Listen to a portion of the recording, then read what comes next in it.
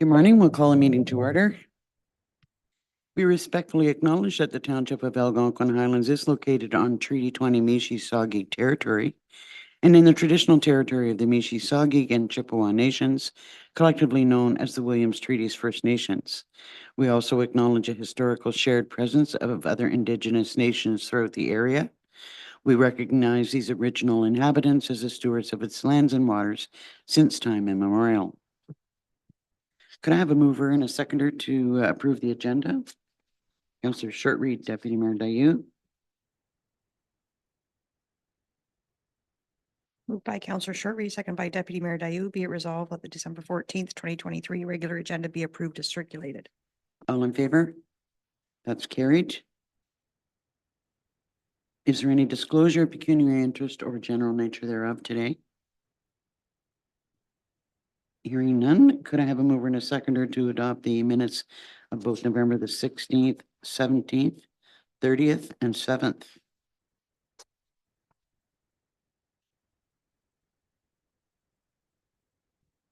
Councillor Berry, Councillor Shortreed.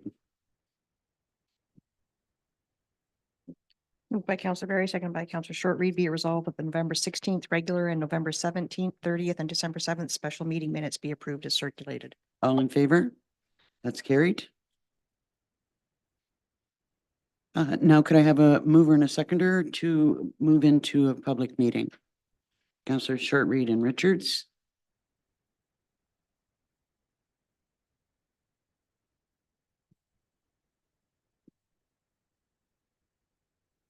Moved by Councillor Shortreed, second by Councillor Richards. Be it resolved, Council adjourns its open session at 9:01, or regular meeting at 9:01 a.m. in order to proceed into a public meeting for the purpose of zoning bylaw amendment applications AHZBA 1123 Hamilton, part of Lot 11, Concession 7, Geographic Township of Stanhope, Halls Lake, AHZBA 1223 1455721 Ontario Inc., part of Lot 10, Concession 6, Geographic Township of Livingston, Livingston Lake, and AHZBA 1323 Pole Line Construction Limited, part of Lot 15, Concession 1, Geographic Township of Stanhope. All in favor? That's carried. Good morning, Mr. O'Callaghan. You're looking cheery today. Good morning, Mayor and Council. Thank you. The first application is for a zoning bylaw amendment by Hamilton on Halls Lake. Yes, this property is currently zoned shoreline residential 1 and designated waterfront and rural under the official plan. The property is approximately 6.25 acres in area with 191 meters of frontage on Halls Lake. Surrounding uses are generally shoreline residential and rural, and the lands are currently developed with a single family dwelling. This property was subject to application for consent H-03123 in order to sever a 2.9 acre portion of land to be added to an adjacent property to the south. The purpose and effect of this zoning bylaw amendment is to rezone that portion of land from shoreline residential 1 to rural to fulfill a condition of the application for consent. Notice of the application was posted on the property, circulated to all property owners within 120 meters of the subject lands, and posted on the township's website, and also circulated to all prescribed agencies.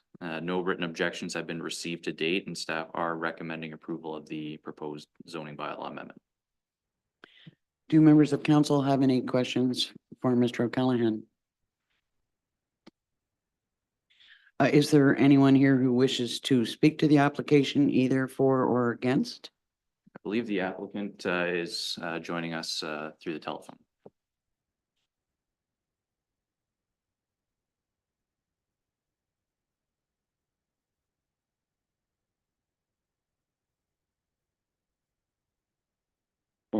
Good morning, David Hamilton here.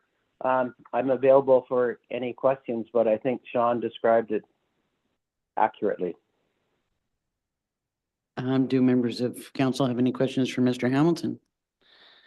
Just as a formality, is there anyone else who wishes to speak to the application either for or against? Hearing none, could I have a mover and a seconder then to approve the application? Okay. So the next application is for zoning bylaw amendment by 1455721 Ontario Inc. On Livingston Lake. This property is currently zoned recreational commercial and designated waterfront and rural under the official plan. The lands are approximately 2.3 acres in area with 94 meters of frontage on Livingston Lake. Surrounding uses are generally shoreline residential, and the lands are currently developed with 2 single-family dwellings. The property is subject to application for consent H-05622 in order to sever a 0.76 acre portion of land to create a new waterfront lot with 40 meters of frontage on Livingston Lake. The purpose and effect of the proposed zoning bylaw amendment is to rezone a portion of the subject lands from recreational commercial to shoreline residential 2 with an exception. And the remaining portion, recreational commercial to recreational commercial with an exception in order to fulfill a condition of the consent application. Notice of the rezoning was posted on the property, circulated to all property owners within 120 meters of the subject lands and posted on the township website, as well as circulated to all prescribed agencies. No written objections have been received to date, and staff are recommending approval of the proposed zoning bylaw amendment. Do members of council have any questions for Mr. O'Callaghan on the report? Deputy Mayor Dayu? Thanks, Sean. I'm just looking at the GIS plan. Hazelnut Lane, that's a private road, I think? Is it? Correct. So what has the conversation been about right of access? Should that new property be sold to another owner? So a condition of the consent application was confirmation that legal access would remain. Right, okay. And when you talk about the waterfront meters, it's both sides of the property. So it's not 40 on one side and 40 on the other, it's. So the way the zoning bylaws worded, we can only use the smaller of the 2 frontages. Okay. So it does not include the other. The other side, okay. Any other questions for Mr. O'Callaghan? Is there anyone in the audience who wishes to speak to the application? Understand Mr. Dubay might like to speak? I'm just here to answer questions. Okay. Do members of council have any questions for Mr. Dubay? So just one more time, is there anyone else who wishes to speak either for or against the application? Hearing none, we'll move on. The next application is by MH Poleline Construction for a zoning bylaw amendment in the township of Stanhope. This property is currently zoned highway commercial and designated as part of the Carnarvon settlement area under the official plan. The lands are approximately 0.64 acres in area with 58.5 meters of frontage on Highway 35. Surrounding uses are generally hamlet residential, industrial, and commercial. And the lands are currently developed with a retail establishment and a single-family dwelling. The purpose and effect of the proposed zoning bylaw amendment is to rezone the subject property from highway commercial to highway commercial with an exception in order to permit a brewery and distillery as an additional permitted use, as well as to reduce the rear yard setback from 12 meters to 8.8 meters. Notice of the rezoning was posted on the property, circulated to all property owners within 120 meters of the subject lands, posted on the township website, and circulated to all prescribed agencies. No written objections have been received to date. A letter of support was received from the owners of the adjacent lands where a proposed addition will encroach. That's the reduced setback. The MTO also reviewed the proposal and have no objections. They did note that MTO building / land use permit would be required for future work on the subject structure. They also advised that the subject property can only have one access onto Highway 35, and the applicant has been made aware of the comments from the MTO. Staff are recommending approval of the proposed zoning bylaw amendment. Are there any questions for Mr. O'Callaghan on the application? I'm just out of curiosity, is only the addition going to be a brewery, or is the whole building going to become a brewery as opposed to its existing use? My understanding is the entire structure is to be converted. Okay, thank you. Is there anyone here who wishes to speak to the application? We're present to answer questions if there are. Are there any questions of the applicants? Hearing none. Could I have a motion then and a second mover and a seconder to come out of the public session? Deputy Mayor Dayu, Councillor Short-Reed.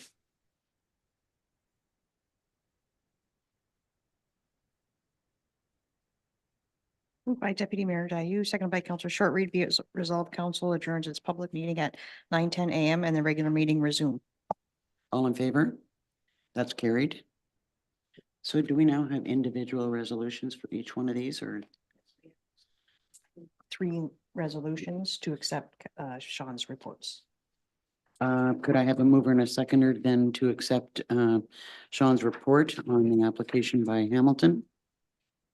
Councillor Short-Read and Barry.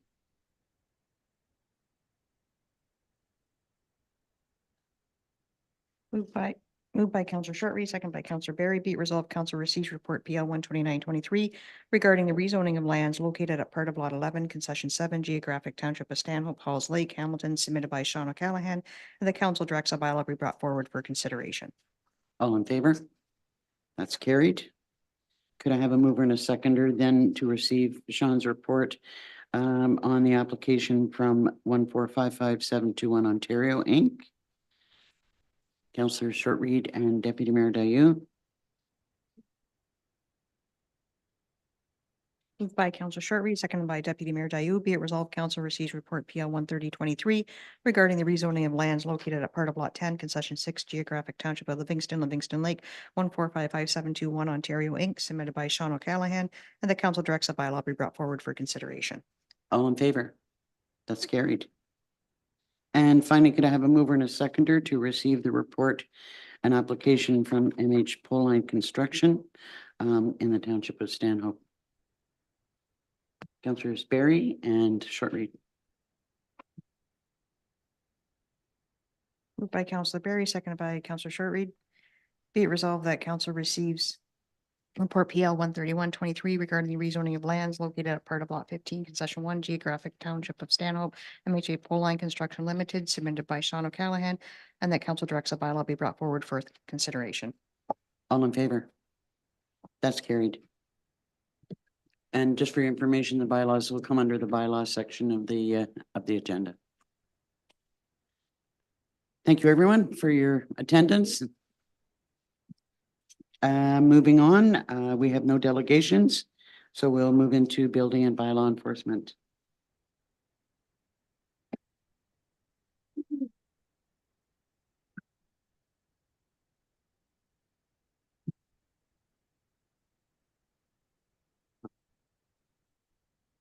Morning, Mayor and Council. Morning, Mr. Moore. This morning, I'd just like to present the November monthly activity report. Very much the same as other months, busy. Received over 10,000 in permit fees and construction value in excess of $1,000,001. I would like to point out, though, that last month, Officer Kristen Glass received a certification in OAPSO. If you could just, if you council remembers, a couple of months ago, she received certification in the municipal law enforcement officer. So now she's got a second certification. If you could just bear with me here a bit, I just have a little bit of background on it, if you please. It's basically the Ontario Association of Property Standards Officers was founded in 1974, and its purpose was to provide training to municipal personnel who are engaged in administration or enforcement of legislation governing the maintenance, occupancy, and repair and improvement of property and the environment. In June of '92, the provincial government passed a bill that permits certification of members who meet a certain criteria, and members who qualify and are approved are permitted use of the designation CPSO. So we're pleased to announce that Officer Glass received her CPSO designation this past October. She's now recognized as both certified municipal law and certified property standards officer, having received them both during her tenure here. So Well, our congratulations to Ms. Glass. You can Thank you. pass that on to her. I will. Any questions on Greg's report? Could I have a mover and a seconder then to receive his report? Councillors Richards and Barry.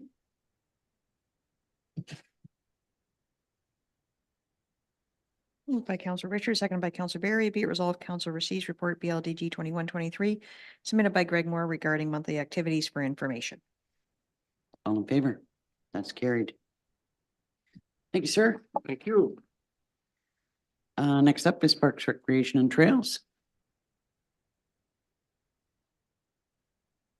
Morning, Chris. Good morning, Mayor and Council.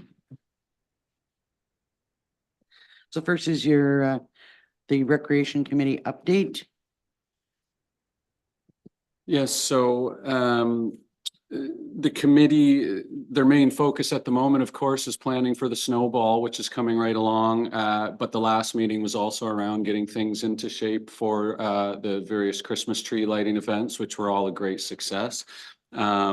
And a review of the recreation survey, which had some fantastic responses. All of the committee members agreed that there's some great information in there that we'll be able to take away and make some recommendations on. And in fact, there was so much that they felt that they'd want to go away, take some more time to look at it, and then come back to the next meeting with some focused effort on some areas that they'd like to start to nail down some ideas with.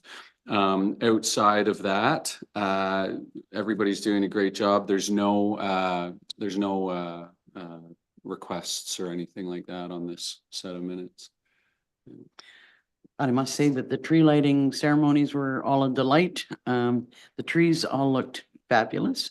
I was a little worried about there being a very large Charlie Brown Christmas tree in Dorset, but it actually looked wonderful. Great events. And it was really nice to see all members of council at the last tree lighting. That was particularly surprising. Is there anything that you'd like to bring forward as in addition to Chris's report? Councillor Shortreed. First, I'd like to thank staff for an amazing job on all the trees. They really, really did. It was worth it. They just did phenomenal.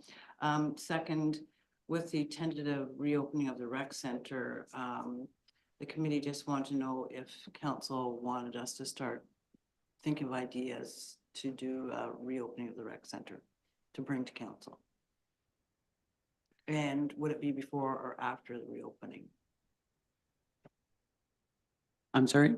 Well, I mean, the committee doesn't have much time, right? Because What you said, would it be before or after the opening? or sorry, snowball. Oh, okay. Personally, I think that we probably really don't have enough time to plan a huge grand opening event for Snowball. No, I I think that that planning Snowball and the associated events with that is probably going to be enough for the committee to do. So, and we haven't been able to exactly pin down, when the building is really and truly going to be open. So, to me, I think it might be wiser to look at trying to plan a larger event just a little bit further, maybe into the spring. But, we're looking for thoughts from council about what that might include. Any ideas? I do think that the committee needs some direction from council about what sort of event that, we might consider. Go ahead. I answers your question and also a subsequent thought. The answer to your question would be absolutely. I think we should do something maybe on a Saturday when folks are, at the cottage, an open house with staff or rec committee members in each of the rooms, describing what each room is going to be for, like just something like an open house event with some music and hot chocolate. I think would be really nice. Some remarks from the mayor. Beyond that, I don't have any ideas, but I think it would be something we could really whoop up, nice ribbon cutting, etc. And I do wonder if there is anything we can do at Snowball to acknowledge that it is reopening, because that is when we're going to get the thousands of people to, traditionally. And it would be nice to have even a brochure to hand out or a QR code or something that says don't forget us, and here are all the things that you did before and you can do again, and and here are the new offerings, and here's where you go for the fees, and here's where you go to register, and use that moment to really promote it, even if it isn't a ribbon cutting on that day. Well, I mean, we do have a ribbon cutting for Snowball, and I think there's an opportunity to, to pass that message on. Just before we do the ribbon cutting there, just to remind people, I don't know, I mean, how far we need to go with it. I don't want to add too much additional work to the rec committee while they're trying to plan Snowball itself. But Councillor Shortreed? But in our rec committee survey, there was a big portion of it is communication. So actually having something to hand out, like with a link to the calendar for the rec center or whatever, be something for the committee to talk about. Will we have a calendar of events ready though at that time? No, probably yes and no. Councillor Richardson, Councillor Barry? Yeah, I don't. Because we don't have an exact date yet of when it's gonna be ready to reopen. There's not a lot, I think, that the committee can do to prepare. And I don't think they have enough bandwidth either to do anything in the near future. With all the other things they have going on. So maybe it's something that we do ourselves. Like either staff or even council. I just don't see the rec committee having the bandwidth to do that. Councillor Barry? I think it's a good opportunity that maybe we could set the date for our formal opening, even if it's far enough in advance that it's a for sure thing. Like even if we set it for May or something, and stay tuned with new programming coming and maybe some teasers of things we know that are going to happen, but with sort of a prelude of things that we're working on. So that way it keeps people. I like the idea of the, as you say, when the cottagers are back, so sort of after the May 2-4 weekend, so that we really can include everybody, that there's, opportunity for people to say, well, I mean, we weren't included, that it's really kind of an all-encompassing thing. I know that Councillor Shortreed is, has had some ideas about the sorts of things like did we want to do a dinner? There was an idea about showing films that the Dorset Museum has got. I personally, I didn't see those two things going together. If we were going to do a dinner, it would be for me something like a dinner and a dance, or more of a party, where if we wanted to have, another event later on showing films, I think that's a great idea. But I see them as two separate events. But there's all sorts of things that we could do at a grand opening once we have a better idea about the date. You had a comment? Yeah, I actually really like the idea of a dinner and a dance. Like that's a proper celebration. And we do have some either local musicians or musical groups who have been extremely well received in the last couple of years, who could come back and do something with us. I think that could really whoop it up and turn it into a celebration. And then just backtracking for a minute about the brochure, maybe a brochure is not feasible because we won't have the information and we don't have the bandwidth. And it's not environmentally sensitive either. No, well, Handing out paper. yes, but there's, okay, fair point. But I was thinking about when the buttons are handed out at Snowball, perhaps the button could be attached to a little piece of paper that just says, weight room, ! Library, ! One of those quick hit ads. Look to this website for more details. Programming will be available in, March or whatever, but it's literally the size of a calling card, but it puts it in their hands. That's a good idea. I like that idea, although it's a slightly labor intensive thing to do, but I still think that it's a great way because everybody wants their buttons, and that's a good approach. Other thoughts?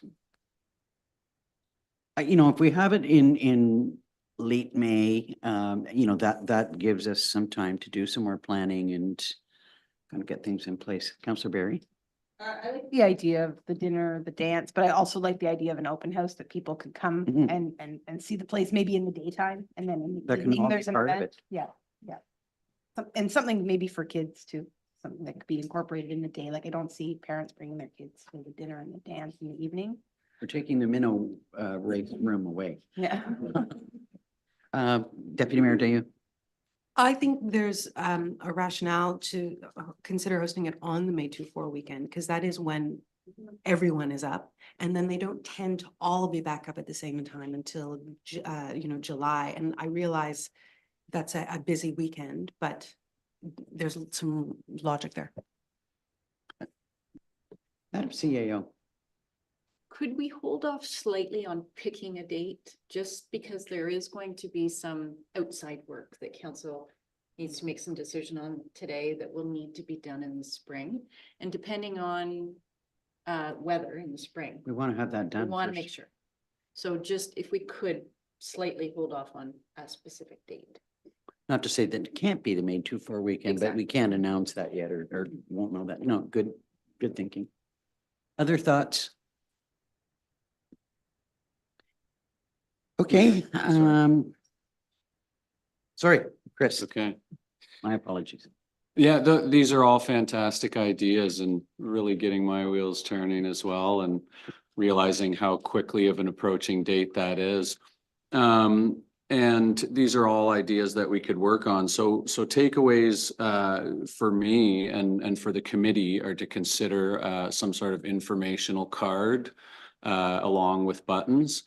And if we are considering a dinner and a dance, I'm just developing budget right now and actually hoping to have it finalized and handed in before leaving for Christmas break. So is that something that would be open to the community, available for free, or we do that for a fee? Just looking for some direction and thoughts on how I might want to start to develop budget on that. Well, we're definitely going to have to set a budget for it Yeah. specifically for that event. Thoughts from council?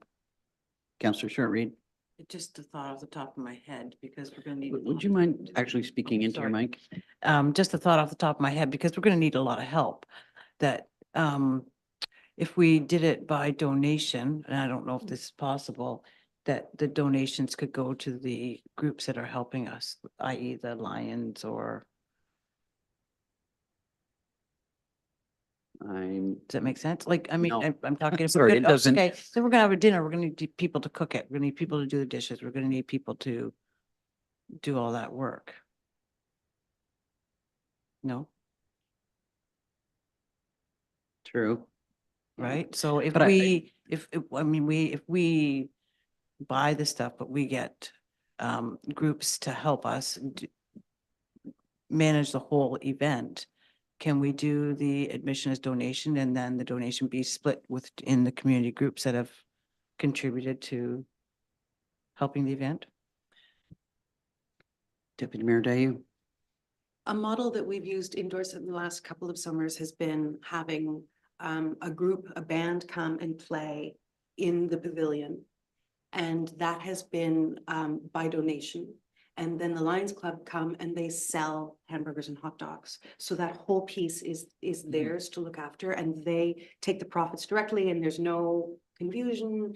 And then the by donation piece brings in a little bit of income.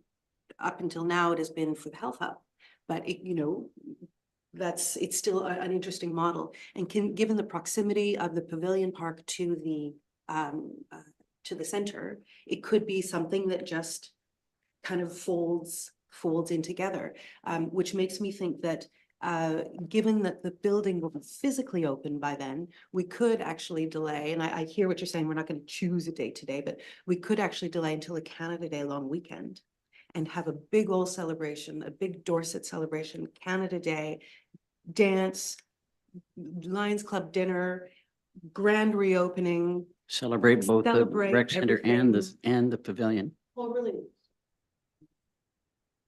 It's another model. Councillor Barry? That's also the same weekend that the museum does their Canada Day. And, they did their sort of grand opening during COVID, so they haven't really been able to celebrate the expansion on the museum as well. So I like that idea. Councillor Richards. My concern is that we also have Canada Day celebrated at Oxtongue and by the rec committee. And it's going to be very difficult to pull off 2 events in one weekend or in one day with the limited number of committee members we have. Obviously, there's going to have to be more discussion about this. And I'm just thinking about, you know, when you said about the, you know, the Lions being there and you know, cooking hamburgers and hot dogs, and it makes me think maybe we should keep it a little simpler than trying to organize like a massive dinner that involves a whole lot of people and cooking and cleaning up after it, and doesn't take away from the celebration at all. And, you know, I see us being able to do the sort of the tour of the building, to have food and a dance. It's just, to me, a dance is something that we rarely have anymore, but that's something, it's more of a party. And you know, with music, I think it's, you know, a really great idea. And I really take your point about trying to do too much at once. And we definitely do not want to take away from the Canada Day celebration in Oxtown. Go ahead. Yeah, indeed. On that point, this opening wouldn't have to be on the same day, not by any stretch of the imagination. It would just be over that weekend. But I completely hear what you're saying about the about bandwidth. So maybe the May 2-4 weekend, same model, but May 2-4 possible. Okay, so members of the rec committee have kind of heard the thoughts that we've had here. When is your? I'll stop. Go ahead. No, I want to get back to Chris's question about budget.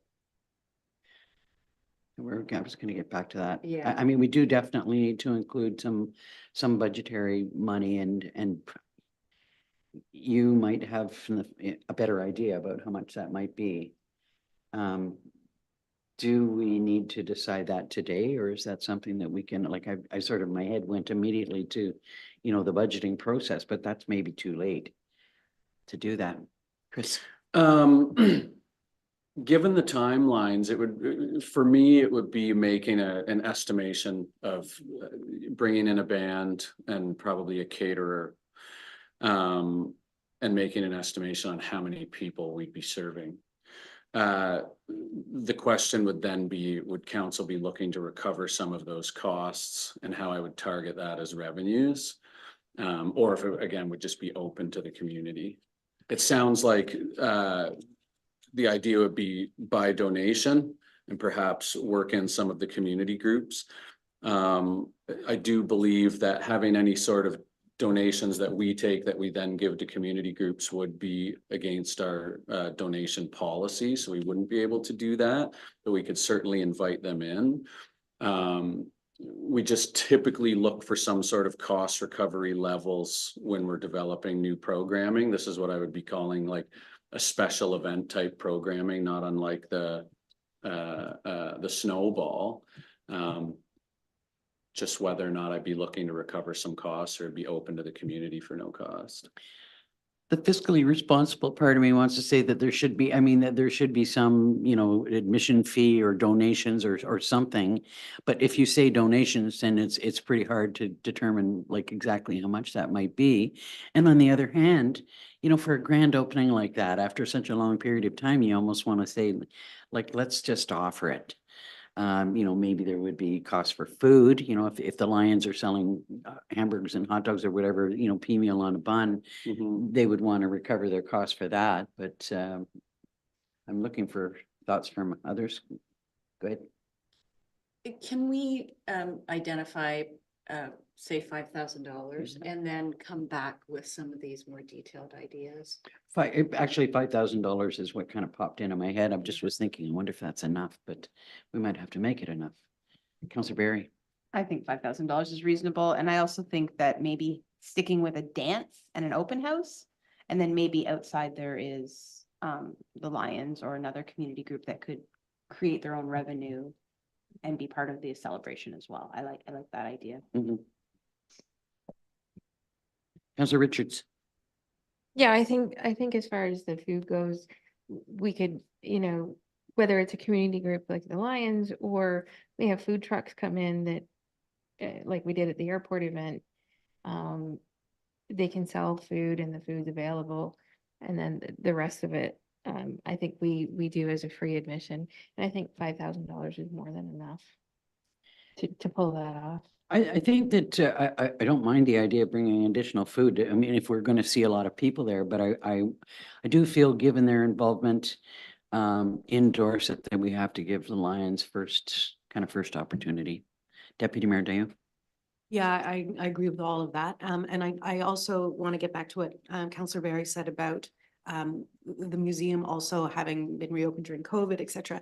If there is scope for you to take back, if there is scope to make this a Dorset celebration day where, the museum opens its doors and obviously the fulcrum is around the dance and the Dorset Rec Center, but, other community groups can also open their doors, and it's just about bringing real life and culture and wonderfulness back to the village. I mean, my only cautionary note, and I totally agree with you. The other thing is that we are going to be having a discussion about what to do with Heritage Day, which has tentatively been there's been a suggestion that it be called Celebration Day. And it would likely have to occur in Dorset because that's the most central location. And we want to be able to do something that brings in everyone. Now we're talking about two separate, really huge events, or do we combine them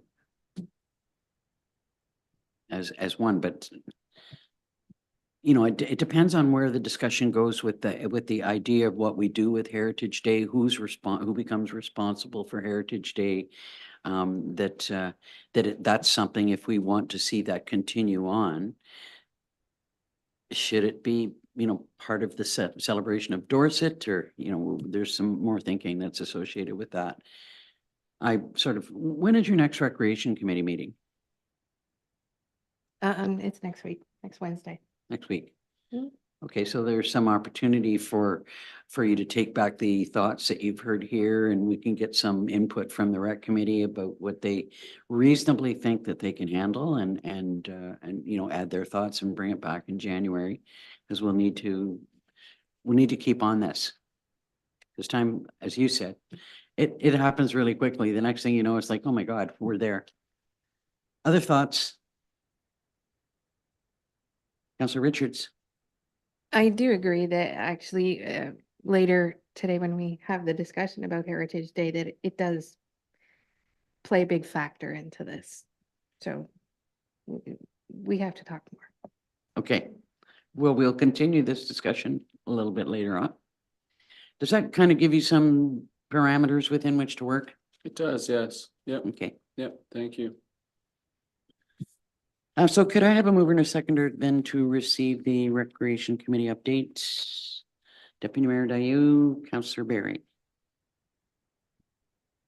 Moved by Deputy Mayor Dayu, seconded by Councillor Barry. Be it resolved, Council receives the Recreation Committee meeting minutes dated November 15th, 2023. All in favor? That's carried. Next is your monthly activity report. Yes, mostly business as usual for this time of year. One thing I'll highlight to council, just because there may be something that you see in the future about it, is discussions with Parks Canada regarding potential MOU for the Crest of Kinesis Trail where it crosses the Log Chute Dam. We have our hiking trail at the Log Chute that crosses the dam there, and then we have stairs that go up onto the Crest of Kinesis Trail. There's no formalized agreement that exists for that.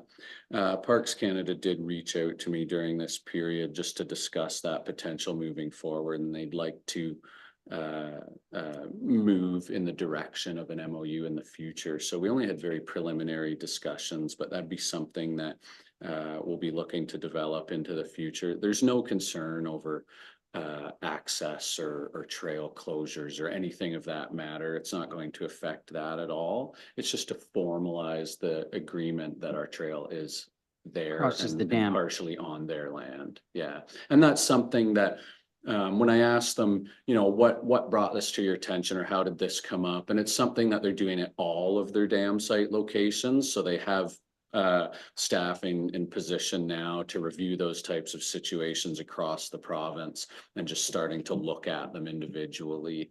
So nothing outside of that. Also, in this report under Dorset Tower, I had mentioned that review of engineering for the Rogers plans for replacement of their existing equipment on the Dorset Tower. So we did finalize that, and actually Rogers is on site right now, upgrading their equipment from the 3G to the 5G, and there'll probably be several more days doing that. And then finally, I'd like to mention in relation to our parks, just around the rinks.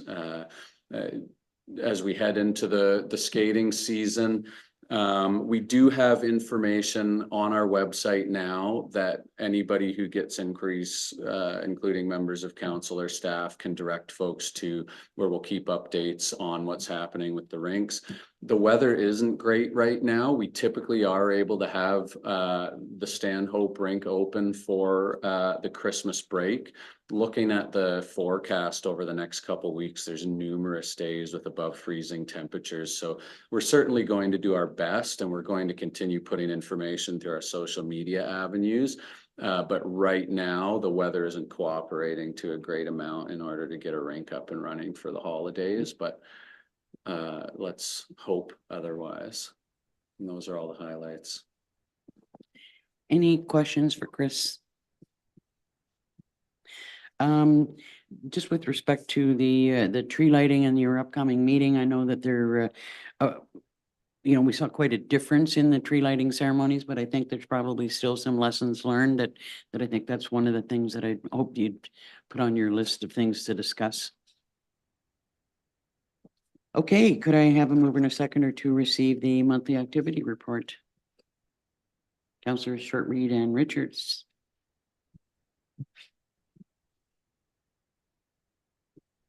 Moved by Councillor Shortreed, second by Councillor Richards. Be it resolved that council receives report PRT 2023 regarding monthly activities submitted by Chris Card for information.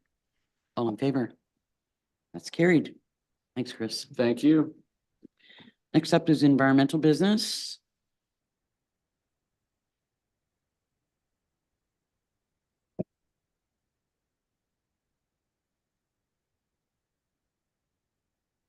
Good morning, Mayor and Council. Good morning.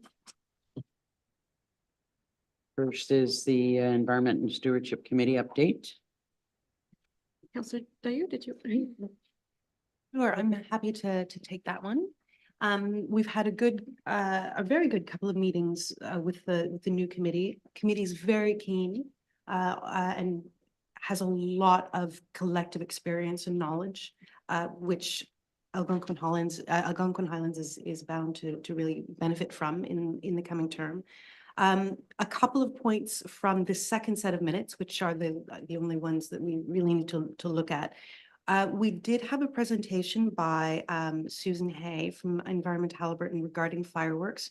It was the same presentation that we saw at County Council a few months ago, back in the spring. And she wanted to bring it to the attention of Algonquin Highlands in order to discuss the continued merits of limiting fireworks, and the result from that presentation and the ensuing conversation was the committee's desire to ask council if council would be interested in opening up that discussion about our current bylaw again, with the view of either limiting it a little bit further, clarifying it a little bit more, although I personally feel it's very, very clear, but there were folks with different opinions about that in the committee, which I respect, but I think it's a very clear bylaw myself, or in fact, considering a ban altogether. And you'll see from the minutes, we're not recommending a ban to council, but we are recommending that council talk about it and perhaps consider opening up a community conversation about whether that would be something that would be welcome here in Algonquin Highlands. So basically, putting the ball into council's court on this topic. That's the first point. What were the things that were unclear during the discussion about the bylaw? I think that there was some confusion just in the wording of the bylaw, which is of course a very, it's a very formal document, but about what happens on Canada Day weekend, where if Canada Day falls on a Thursday, we celebrate it, including fireworks on the weekend following versus the weekend before, if Canada Day falls on a Monday. And it's the kind of thing that I personally believe that can be very simply written up in non-legalese, non-bylaw language. But it was brought to our attention by members of committee, so I bring it here. So we can, I mean, I would look for thoughts from members of council, but we can certainly bring the bylaw back for a review and consideration. I mean, we've restricted it, maybe there does need to be some clarity provided with respect to that. To me, Canada Day is Canada Day. It's not the weekend before, but people do celebrate in the way that you've said. So look at it and consider changes that we might make to it. Consider whether you want to do a total ban or not. Yeah. Go ahead. And I know it's been reported on in bits and pieces in the past, but I'm really keen to hear what building and bylaw has to say about the receptivity, the take up, how many complaints they've received since we've implemented the bylaw. I think it's been a couple of years, and I think it would be good to bring it back and see how we've done and talk about potential future steps. I'm very open to that myself. See the challenges associated with bylaw enforcement and fireworks, because quite often by the time somebody's complained, bylaw responds, it's done. People can say, not us, wasn't us. And I'm sure that happens a lot, but yeah, the discussion is definitely worth having. Any comments about that suggestion? Councillor Richards? Just on the other suggestion of finding out if the community is interested in strengthening the bylaw or a total ban. I think that is something that we could put out to bang the table to see what the community has to say. Well, it actually might be helpful to do that before we bring the bylaw here. So it's something that we could maybe move forward with. I mean, that's pretty simple. You know, what your thoughts are on a possible ban or tightening the bylaw up, or do they want it opened up? I'm not sure we want to go there, but Deputy Mayor, do you? Yeah, it would be fairly simple. I think the key pieces would be making sure that the preface to the survey includes some of the scientific information we have regarding the consequences of fireworks, just so that people have an informed opinion when they hit the yes, no, maybe so buttons. While keeping it relatively simple. Keeping it relatively simple, but it's not just about human enjoyment. There are other concerns there are other concerns too, and it's important that we're all in the same playing field when we put our opinions in on this sort of thing. And the other thing I would recommend, if this is something that staff is going to be taking up, is that we also consider, would they be interested in, for example, banning fireworks in the spring season, such as May 2/4, when there are nests full of baby birds and baby animals who are suffering from this, and not later on in the season. So how would we word a complete ban versus other alternatives? It's a question to be considered before we launch something. Can we ask staff to work on a draft survey for that? I think we might like to see it before it goes out, but they could work on something like that. I think that might be some cooperative effort between our environment coordinator and communications coordinator.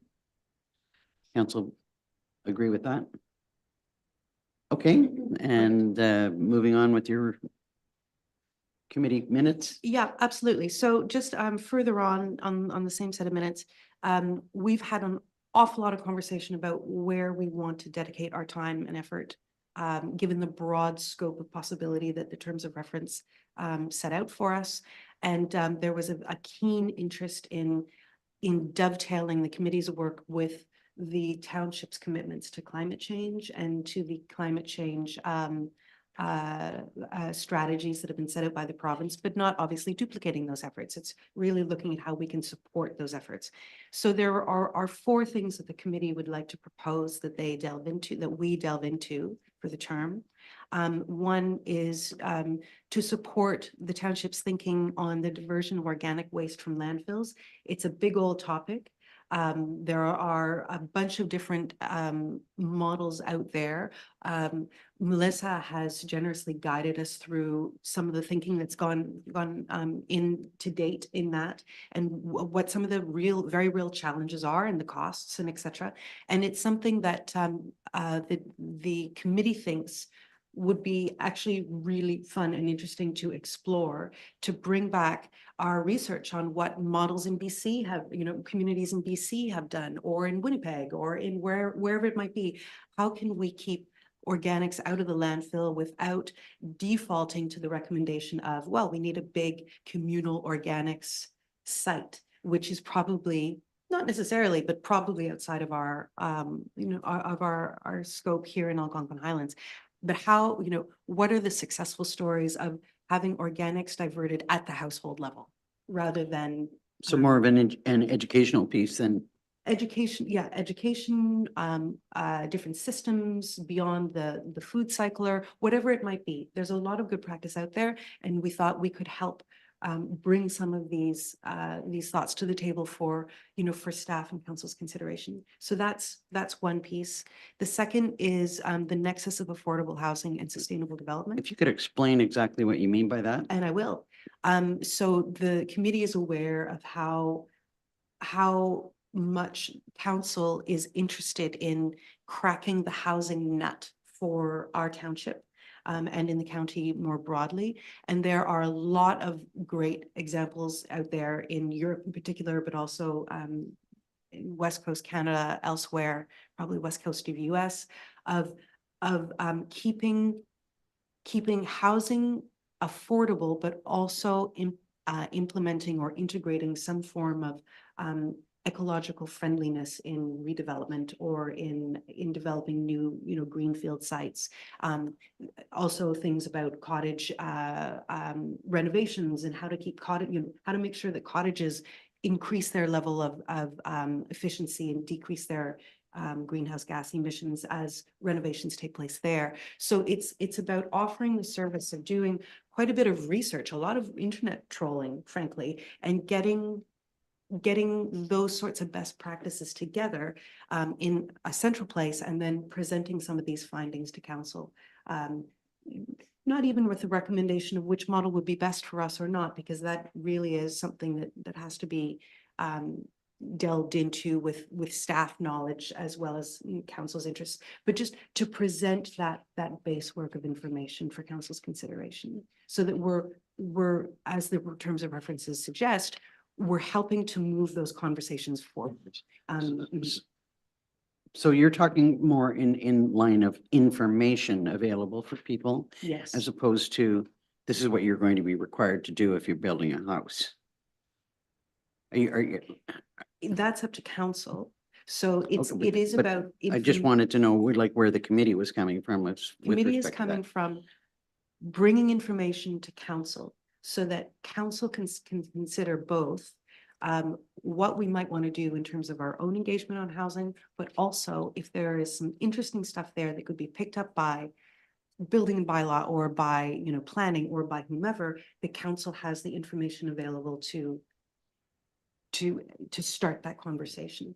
But it isn't obviously directing staff. It's not making specific policy recommendations.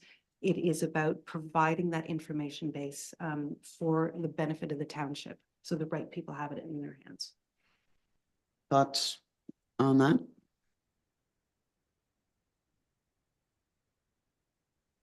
Okay, just, great thinking. Obviously a lot of enthusiasm there.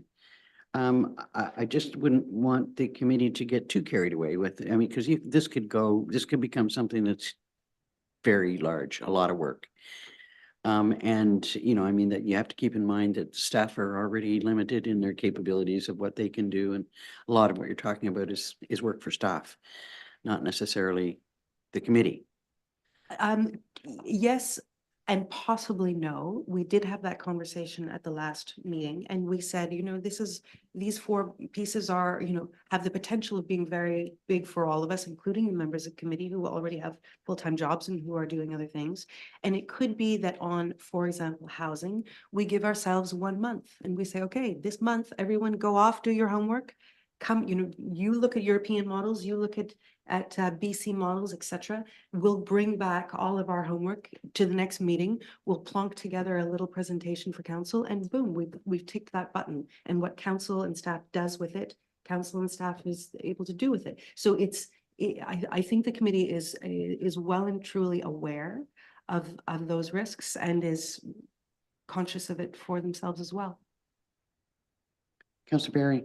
I think further to this, it kind of dovetails a little bit with content for public education. Part of the discussion was each member of the committee to go and almost do a bit of a case study of different methods, different communities, different sustainable development that's kind of up and coming. And as a way of taking sort of that information, it offers an opportunity for public education and possibly some developing possibilities within Algonquin Yeah, I can Highlands, see maybe. all of this fitting into public education. Mhm, very much, very, very much. And also recognizing that council has said we want to do public education on these things. But we're not saying we want staff to go off and research it all by themselves and then create the content and put out the content. Like this is something, it's priming the pump, it's feeding the system.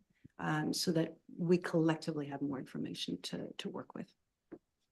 Okay, and item number 3. Item number 3, it's basically what is written in the terms of reference. It's being there as a support either when requested by council or just by keeping an eye on the agenda of the sorts of policies that are coming up so that we can throw ideas your way via minutes or whatever the case might be as reminders of how the environment might be reminded in this direction or that direction. It's effectively what's written in the terms of reference, but stated in slightly different terms. Okay. And then content for public ed. Oh, Just a quick question on number 3. It says encourage adoption of environmental policies by staff. I think that's a typo. I believe that's a typo. It's a council. Yeah. It's a council thing. It's a typo that I only saw last night myself. Okay. Yeah. Yeah, thanks for that clarification. Yeah. Okay, anything else that you wanted to bring forward? Just content for public education. There's an awful lot there that council has talked about. And when it comes to council's decisions on what we want to promote, if it's green cottaging or pollinator gardens or whatever it might be, the committee is saying, hey, we're here, we've got quite a bit of knowledge and access to information, and we can start supporting comms with stuff that can be turned into public education content at the right time. Comms? Did you say comms? With comms, yeah, because it's our comms coordinator who is responsible for putting those things together. So this is just about supporting the file cabinet of information that can be put out there through the regular channels. My only comment is that, one of the things that the Environment and Stewardship Committee has wanted to do for some time is involve themselves in greater amounts of public education. And I there's a lot here. I mean, there's an awful lot of work here, and I don't want you to, or the committee, to lose focus and sort of be going in a lot of different directions and really not providing any public education, because there hasn't been a lot of that that's come forward.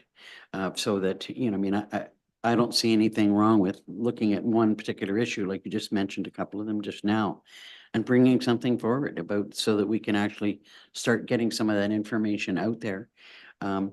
Just try not to bite off too much at once. Yeah, and as I mentioned, the committee is very aware of that themselves, being individuals with a lot of responsibility on their own shoulders and wanting to keep this very much in proportion with the other things that they've got going. So I think that's just about keep it being mindful. Okay.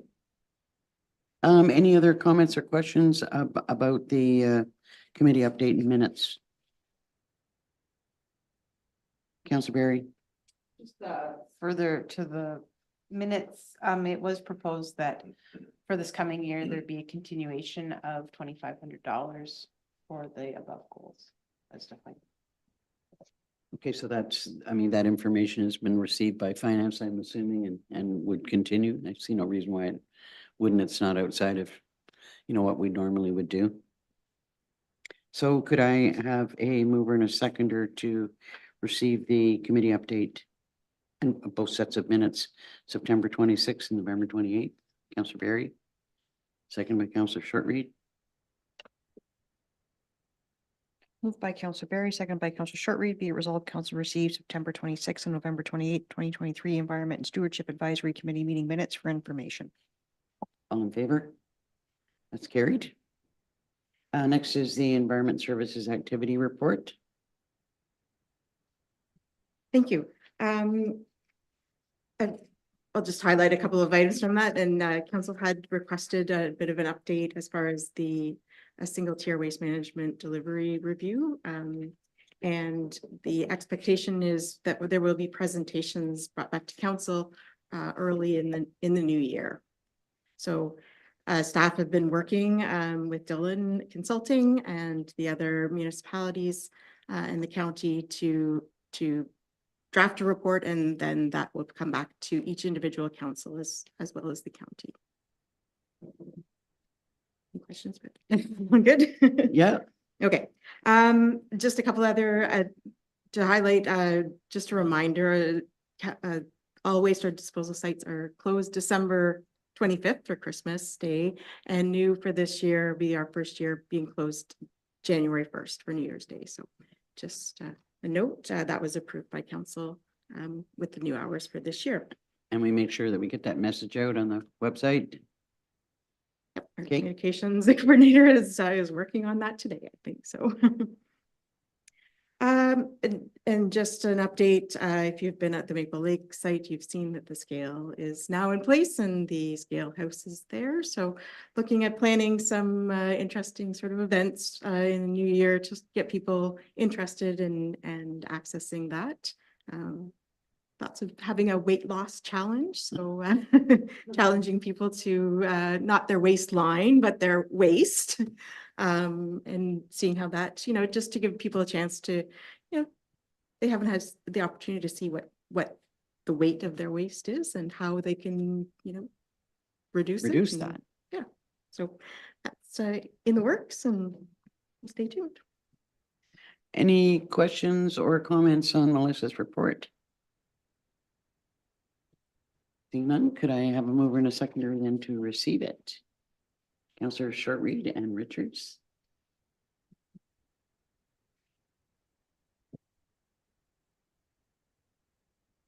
Moved by Councillor Shortreed, second by Councillor Richards, be it resolved that council receives report EB 3123 submitted by Melissa Murray regarding monthly activities for information. All in favor? That's carried.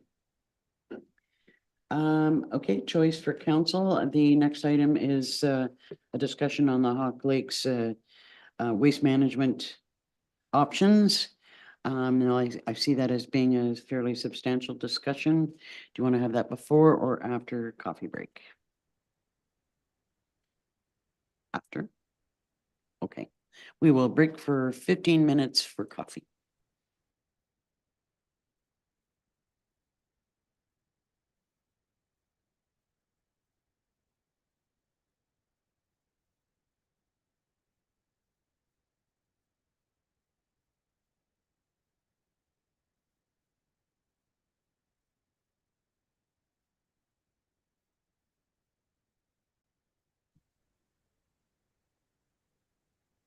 Welcome back to the regular meeting. The next item on the agenda is the Hawk Lake Area Waste Management Service Delivery Options. And over to you, Melissa. You've given us a report. As council is well aware, this decision, Hawk Lake has a long history. Thank you so much. Dating back to 2019.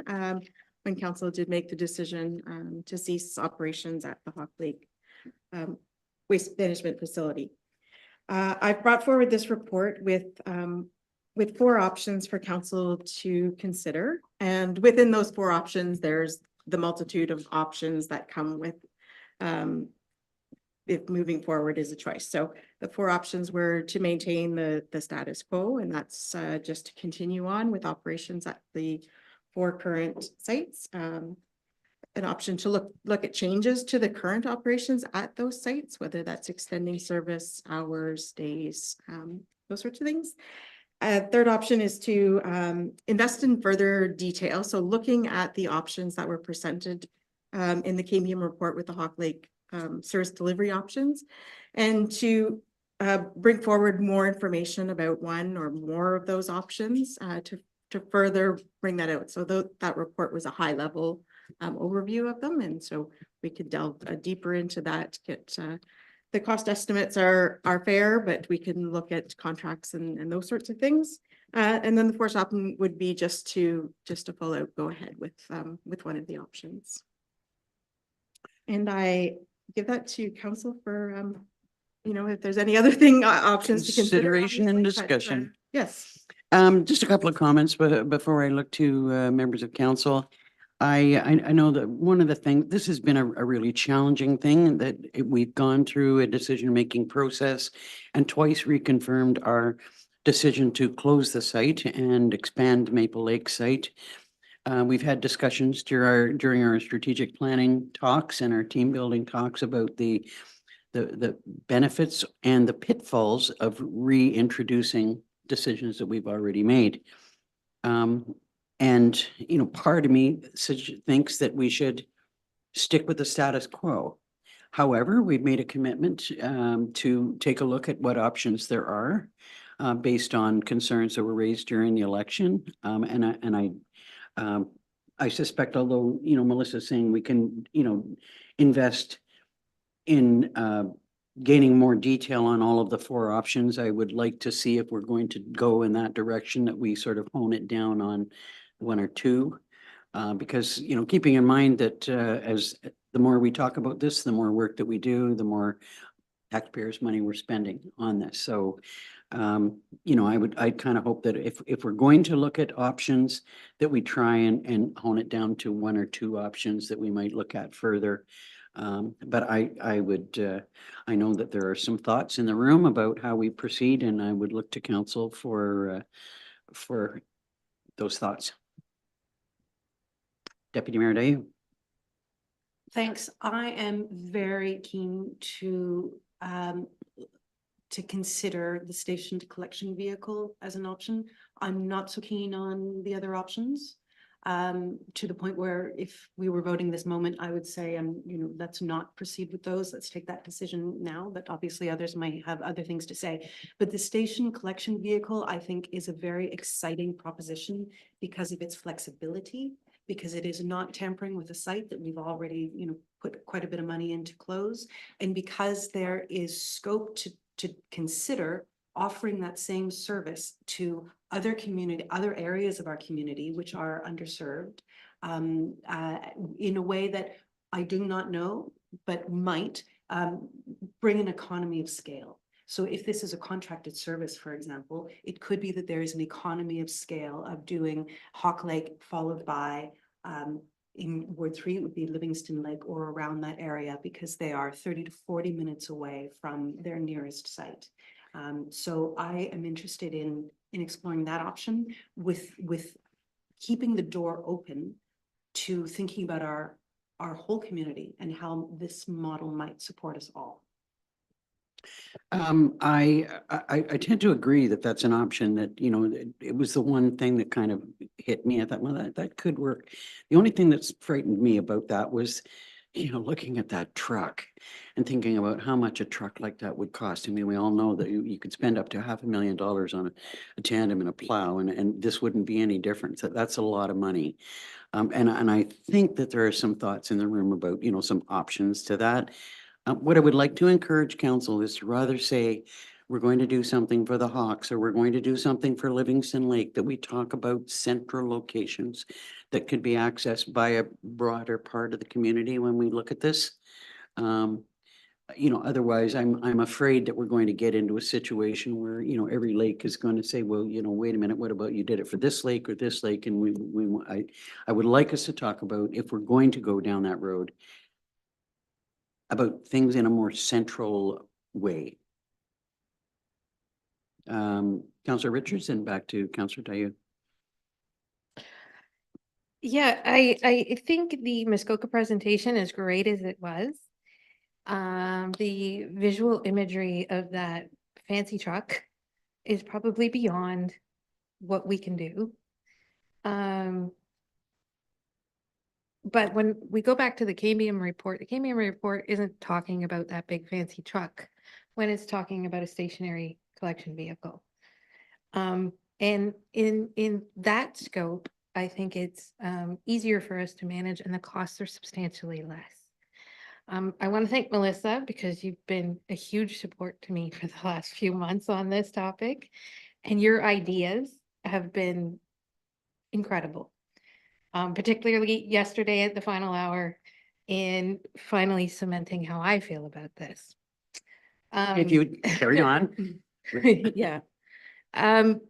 So the vehicle, the truck and trailer with bins type pickup, I love the benefit that it can be used and will benefit other departments, public works, trails, when not in use on the Hawks. What I would actually envision as a better concept is, instead of a lakeside area, actually the central location of not necessarily the Hawk Lake landfill, but very close to it. That would serve the greater community as a whole better than going lake by lake by lake. It would also allow us to be there for a longer period of time, opening up that window,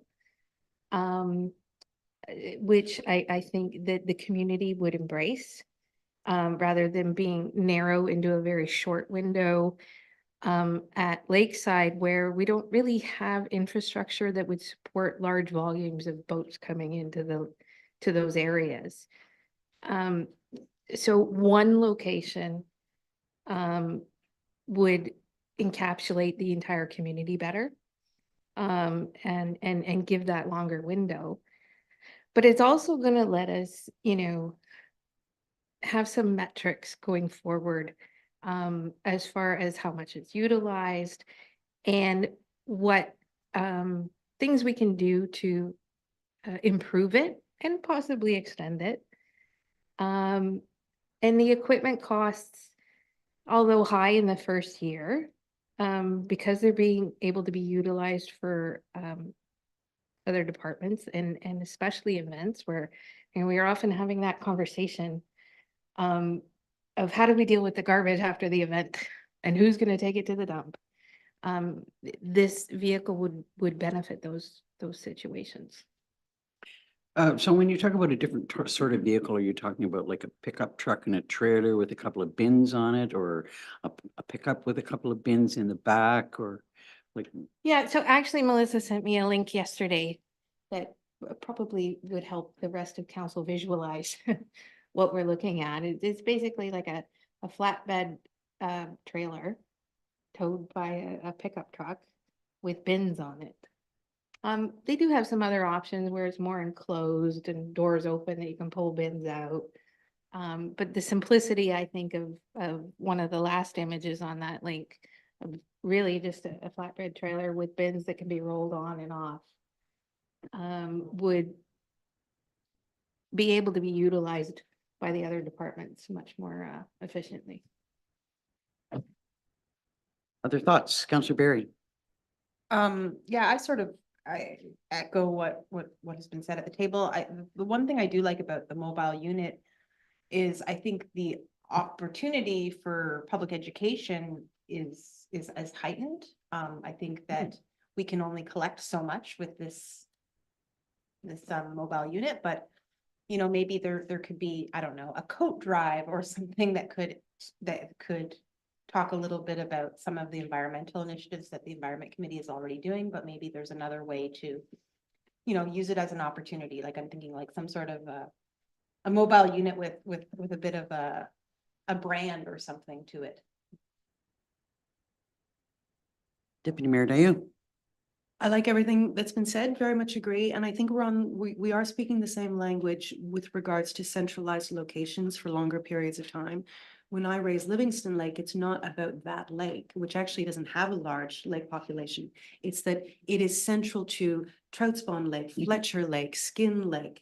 You know, there is a radius of lakes that are beyond a half-hour mark, a drive away from the Quagama Lake, or the Quagama Road transportation that could benefit from this. So indeed, it's a longer period of time in a central location, but knowing that one central location is not going to work for Hawk and for Ward 3, we're talking about a couple of different centralized locations. So I'm hearing that a general interest in this one particular option. I just want to be absolutely clear. Are we interested in pursuing any of the other options? Okay, that's pretty unanimous. Is there more information that you would need, Melissa, about us drilling down further on what we might need, what it might cost us to look at a program like this?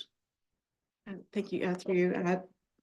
We would definitely need further discussion about the amount of time that the service would be in effect, then whether we want multiple locations or one location, multiple days, one day. Some of those parameters will impact on the cost.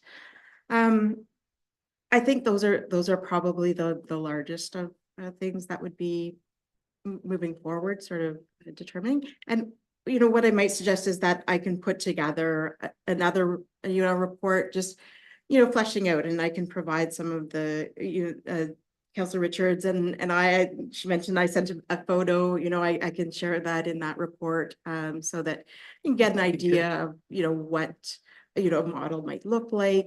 And then we can flesh out some of the options and costings from there. Well, we do need to make decisions about whether, you know, whether we're talking about a year-round system or a seasonal system, what the financial implications of that are. Because we're also talking about, well, is it going to be a contracted service? Is it going to be something that we're going to be doing in-house? Do we need to hire another staff member? You know, it all starts to, it all fits in and adds up. Deputy Mayor Dayu, then Councillor Richards. And I would very much like to hear if council is interested in starting not just from a Hawk Lake perspective, but from a township perspective, and whether, you know, Ward 3 could very much be served by this. I can't speak to Ward 2. I don't know it so well. But yes, the impulse has come from Hawk, but could we begin thinking about it as a township thing? I obviously we can. I don't know whether, you know, I think we need to learn to walk before we start running. You know, I would see maybe we could look at it from the perspective of 2 locations, which would probably make it a little more cost effective. Keeping in mind that we have landfill sites. I mean, there was one that was removed, but we do have landfill sites that, you know, people are traditionally used to using. And I don't want to take away from that, because those are, you know, the operations that we've got built into our system now. But yeah, I can see starting with, you know, more than one location, because I do think that it might be more cost effective, especially if we're going to be, well, from either contracting or internal hire. I'd be interested in seeing the kind of vehicle and looking at the different options of vehicles. Like when you say a flatbed trailer, I think, I mean, what comes to my mind might be something completely different than what's in your mind.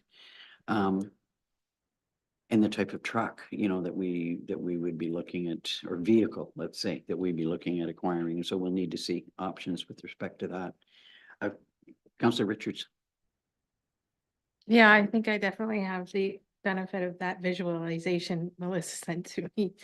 But on your mention of seasonal versus year round, I'd be happy with just seasonal when we have that huge influx of population. And that would cut down on costs too with plowing needs, et cetera.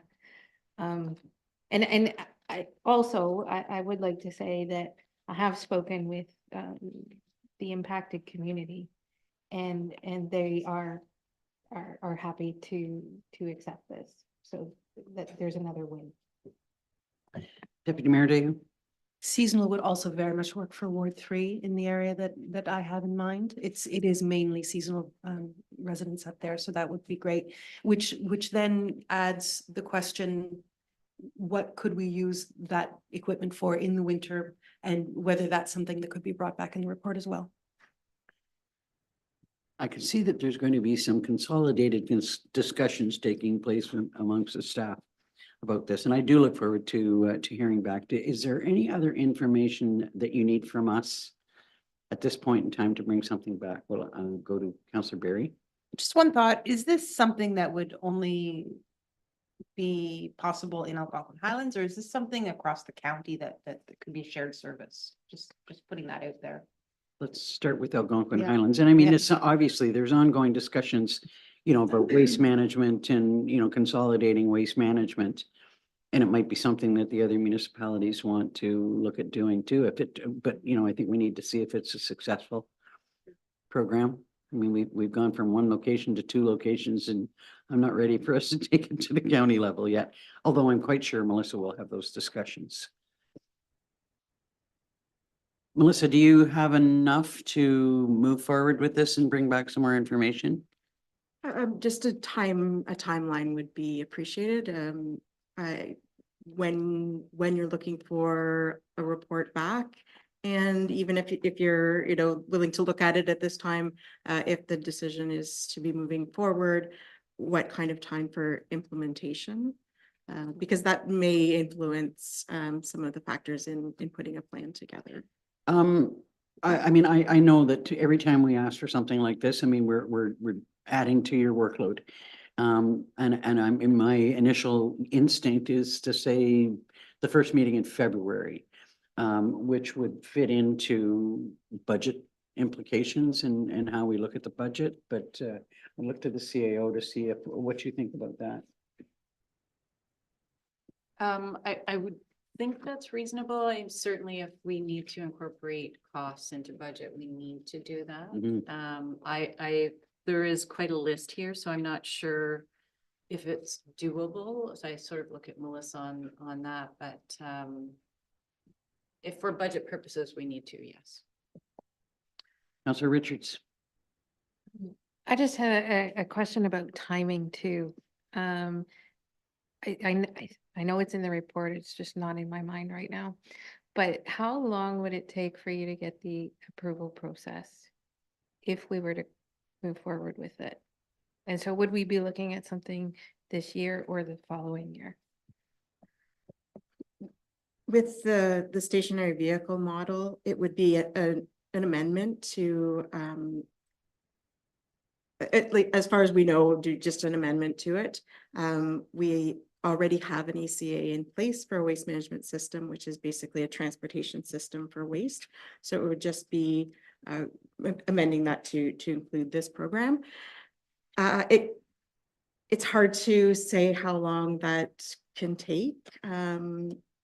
Sometimes it can be quite quick. I don't imagine it being a lengthy process. So I mean, technically the ministry has up to a year, but I wouldn't think that something like this would be anything like that. It would just be a matter of providing notification, them reviewing it, and getting back with any additional information that they may require. So I can't see that being a particularly onerous process to go through because we're not changing the operation of any one of our sites.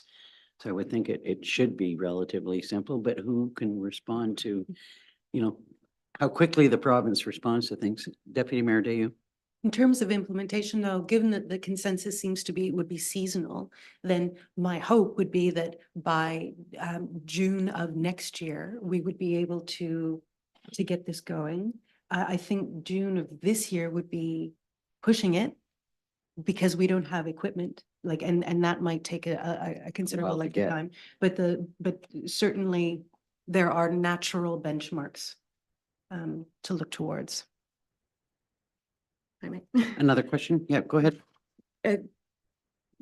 to implement for this year would certainly be challenging.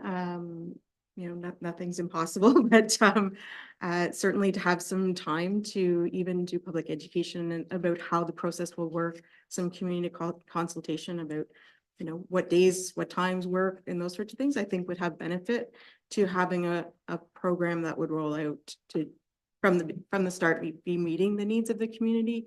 And not, otherwise we would be, you know, responding to what might be missing essentially. Well, and another issue with that is the length of time that it actually takes to have a vehicle delivered.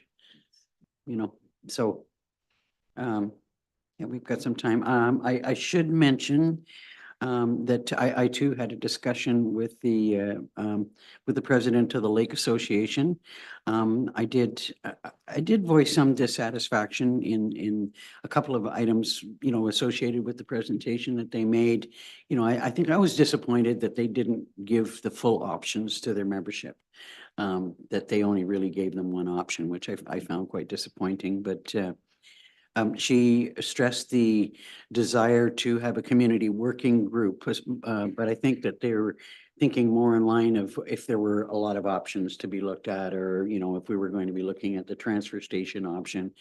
But in this case, I'm thinking that, you know, we can work through this on our own with this one particular option and keep them informed of what we're doing. And obviously they have the opportunity to come back to us if they have some new thoughts on or taking a different direction. Deputy Mayor Dayu? Absolutely, but in the spirit of community consultation, I think, presuming this all goes ahead, closer to the time, it might be worthwhile figuring out what it is that we want to talk to the community about, whether it's hours or location or, you know, whatever. That's an absolute given. You know, Oh, I great. think that's what, you know, Melissa is saying. We need to let people know how this is going to work, and definitely community education and information consultation. Right, I just see a difference between community information and consultation when we're collecting information from them, but that was the piece I wanted to circle. So you have direction. I think all we need to do at this point is receive your report. So if I could have a mover and a seconder to receive the report. Councillors Shortreed and Barry.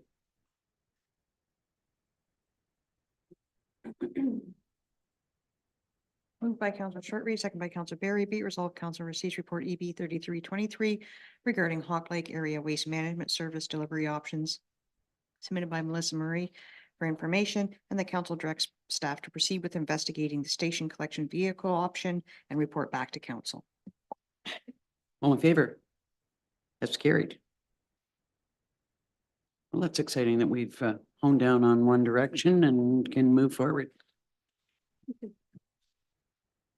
Thank you, Melissa. Next up is Public Works.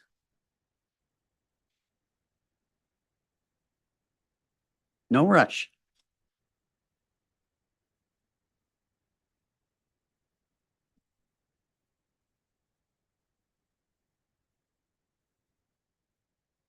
Good morning, Mr. Thorne. Thank you for bringing the spirit of Christmas with you. Thank you. Thank you for having me. So first is an update on the Dorset Rec Center. I'm sorry, I didn't hear you there. I'm sorry. First is item on the agenda is just a general update on progress at the Dorset Rec Center. Yeah, so at the Dorset Rec Center, currently the building has been completely cleaned out and they've started to spray foam. Sorry, actually the spray foam has been finished. So the insulation on the basement walls has all been finished. Majority of the electrical work has been done on the basement floor as well.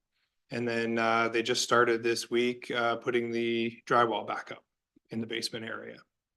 So it's been pretty busy in there continuously. So yeah, they keep working away and moving forward. So would you say to the best of your ability that they're on schedule? We're still looking at a possible completion in February? As long as you don't hold me to it, then yes, I can say I think we're there. No, honestly, it has been moving forward really efficiently. There hasn't been really anything that's delayed the project so far, especially with what I'm bringing forward with today will really help boost us and move us forward. It's definitely on everybody's mind to be open on the date that we have set. So, fingers are crossed that nothing comes up between then and now. I think I mean, we all know that the proverbial thing can hit the fan anytime, and it, but as you say, we're on schedule so far. Things are looking good. And Yep. that's, kind of what we need to hear. And we will be talking a little bit more about the rec center a little bit further along the agenda. So no resolution, that's just information. The next is that we have received a resignation from a member of the airport committee.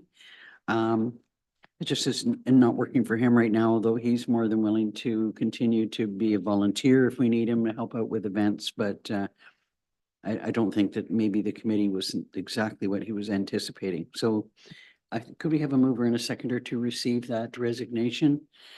Councillors Richards and Shortreed, and thank Mr. Tromenhauser. Moved by Councillor Richards, second by Councillor Shortreed, be it resolved that council acknowledge with regret the resignation of Terry Tromenhauser from the Airport Committee. All in favor? That's carried. That will help with our problems that we have been having with quorum for our Airport Committee. The next on the agenda are two sets of minutes that we haven't brought forward until now. We have had some difficulties getting a quorum together for another meeting. We were hoping to have a meeting next week if at all possible, but I haven't heard whether everybody's available for that or not yet. So unless there's anything you want to add about committee from the minutes. No, I'm good. Thank you. Okay, could I have a mover and a seconder then to receive the minutes from September 20th and October the 19th? Deputy Mayor Dayu, Councillor Richards.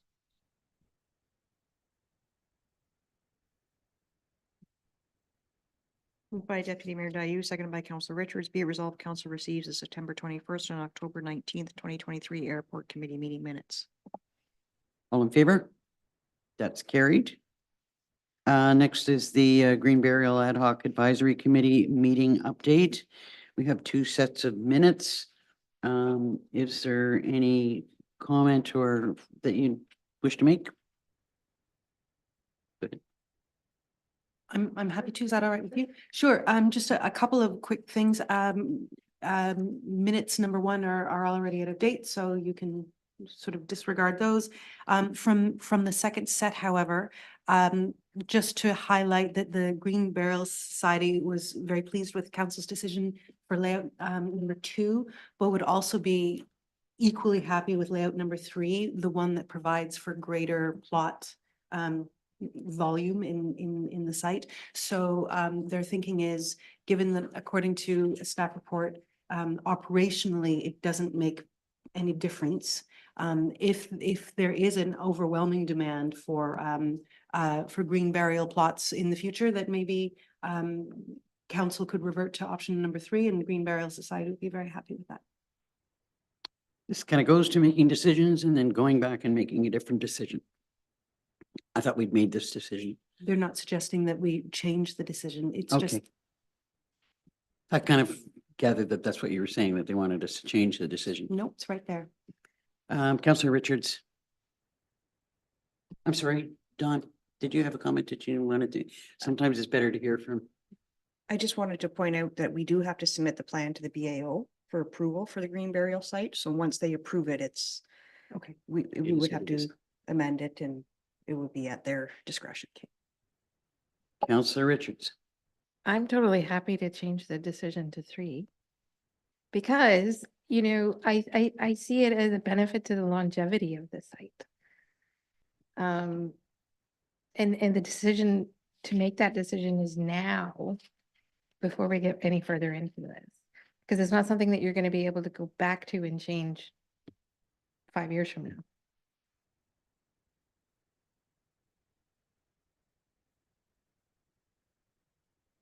That's two members of council. I mean, personally, I think, you know, we need to start sticking with the decisions that we make and, you know, we may have missed a little bit of a gap there. I know that Mr. Moore at the last meeting did kind of want to speak out of turn and you know, that's not the way our meetings work and it may have been with respect to that very thing. I thought that everyone was happy with option 2. It provides, I'm quite sure a long period of time for green burials to carry on, but if other members of council want to make a switch to option 3 as opposed to option 2, let's decide now. I guess I'm looking to hear from the other members of council at this point in time. Because if You haven't heard my opinion on it, though. I thought we had. Okay, go ahead. No, I was giving the committee's suggestion that if in the future, there should be an overwhelming number that they would support council's decision at that time, but I've not given my comment on whether I would support changing the decision now. And my answer is I don't see that as being necessary because I do think in 5 years' time, it could be, notwithstanding the BAO change, it could be possible because we would just be shortening up the rows. I can see Adam as something, but shortening up the rows rather than not being able to change the whole layout as we're going back to front. I'll get to you in a second, Adam. I just wanted to ask Dawn if we have approved one site plan now, would there be any kind of significant challenge should we, say 2 years from now, decide that we need to make a change? You would have to resubmit, you'd have to come up with a design with all the layout, changing anything that's on there. Everything has to be identified. It has to be resubmitted to the BAO for approval. Okay, but given that there's been a lot of work done already on that, it shouldn't be too much of a challenge. Adam? So I guess the first thought that comes to my mind would be respectfully to make that decision. Oh, thank you. The first thought that comes to my mind would be to try to make that decision sooner than later, because if we are halfway through the site and decide to change it, we can't go back and open up those 4-foot pathways. It wouldn't make sense to turn a 4-foot pathway into 3 burials and they go the opposite way if that was the decision, or that they're just no space available there. So I just wanted to add that part in. If the thought process was maybe we could go back in a couple of years and then utilize that space, we wouldn't be able to. So, yeah. Councillors Shortreed and Barry. Councillor Shortreed. I think option 2 is fine. There are more than enough spaces. It's not like they fill up quick anyways. I think we're going to be a long time down the road before green burial catches on. Councillor Barry. I'm really fine with either option. I don't, We need to decide. yeah, like, I guess at this point, there's been a lot. Yes of- or no, option 2 or option 3? I think option 2 is satisfactory. Like, I think it still provides more than we initially thought when we were getting the initial drawings. That's, yeah, I don't see the need to create any more work. I don't want to change having a new layout where it's like we've started out in option 2 and then we've transferred to option 3 because there is more work. Even though the layout is there, it would be more work.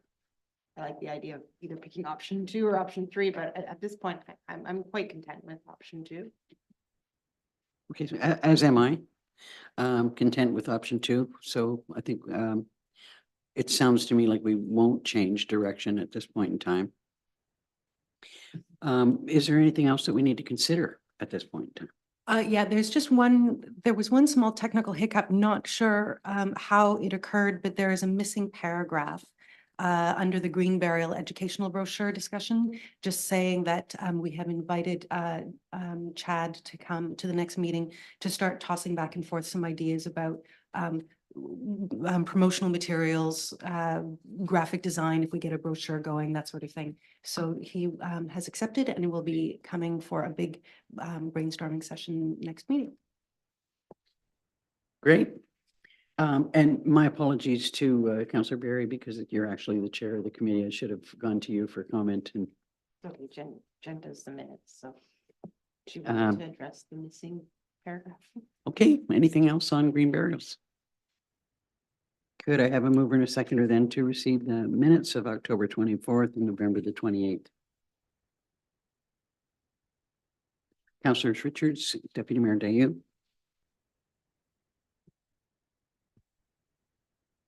Moved by Councillor Richards, second by Deputy Mayor Dayu. Be it resolved, council receives the October 24th and November 28th, 2023 Green Burial Ad Hoc Advisory Committee meeting minutes. All in favor? That's carried. Thank you. It's really exciting, to think of where we are now with respect to green burials and, how the path that we've taken to get here. It's been a good project. Next on the agenda is your monthly activity report. Thank you. So just a couple items that I would like to make mention of is through the discussion the last meeting, we talked about it was brought up about the lights on the building on this little corridor here of North Shore Road. What we ended up doing was we took a look at those lights and what could be done with them, and we were able to adjust them and point them down versus pointing them out. So any forward facing light on the buildings in this corridor here now all face down if that was an option versus facing North Shore Road. Surprisingly, when we were standing there lowering them, it did actually quite put the light off of North Shore Road and down towards the parking area. So I just wanted to make a note of that we were able to look at an option, and that's about as much as we can do without buying new lights and changing the color and whatnot. So I just thought that would be worth mentioning. Thank you. That's much appreciated. It really is. There's been a number of comments about that, and I do know one particular resident who's going to be extremely happy to hear that. So thank you for that. Good to hear. Good to hear. Another item I wanted to make note of is in the equipment maintenance repairs. We did have both of, our grader was out for the major repair, and it was repaired and brought back to us, as well as our, what we call our New Holland tractor for snow blowing.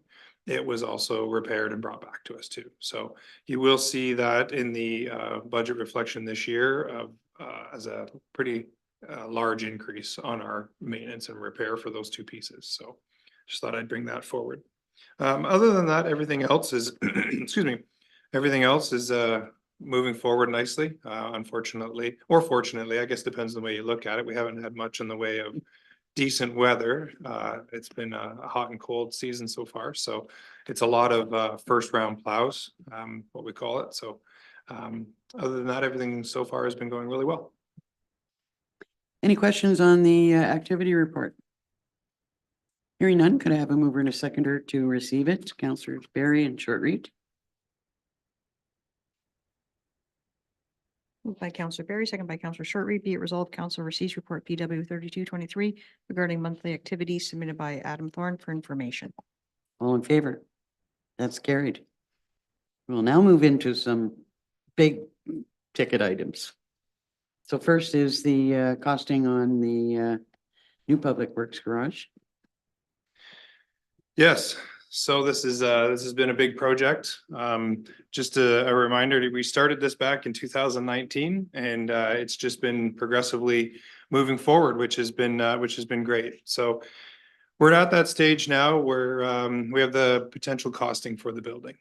At this time, there are a couple items that I can speak to regarding the building. The building design versus a couple other designs that we currently have. We did change the design a little bit in the structure of it from we were going to go with insulated metal panels versus the steel sheeting with insulation blankets in between, and then a sandwich with another piece of steel against it, which is what the Coagama Lake garage was built like. We've decided to go with a steel panel, which is basically a panel. Then there's spray foam basically in between, and they just come in big panels and they're installed in panels. The engineer feels that we will have a better design with that setup, be more energy efficient, and long term we should see a better product. Overall, the building itself did increase in size as per my last report to accommodate everything that we see moving forward for growth and what we currently have. This will put us all under one roof on one property. In addition, some of the costing, we do have Tulloch Engineering will be helping us out with the process of putting the bids together, putting the information into a bid format where we can send that out and receive, and also go through and make recommendations.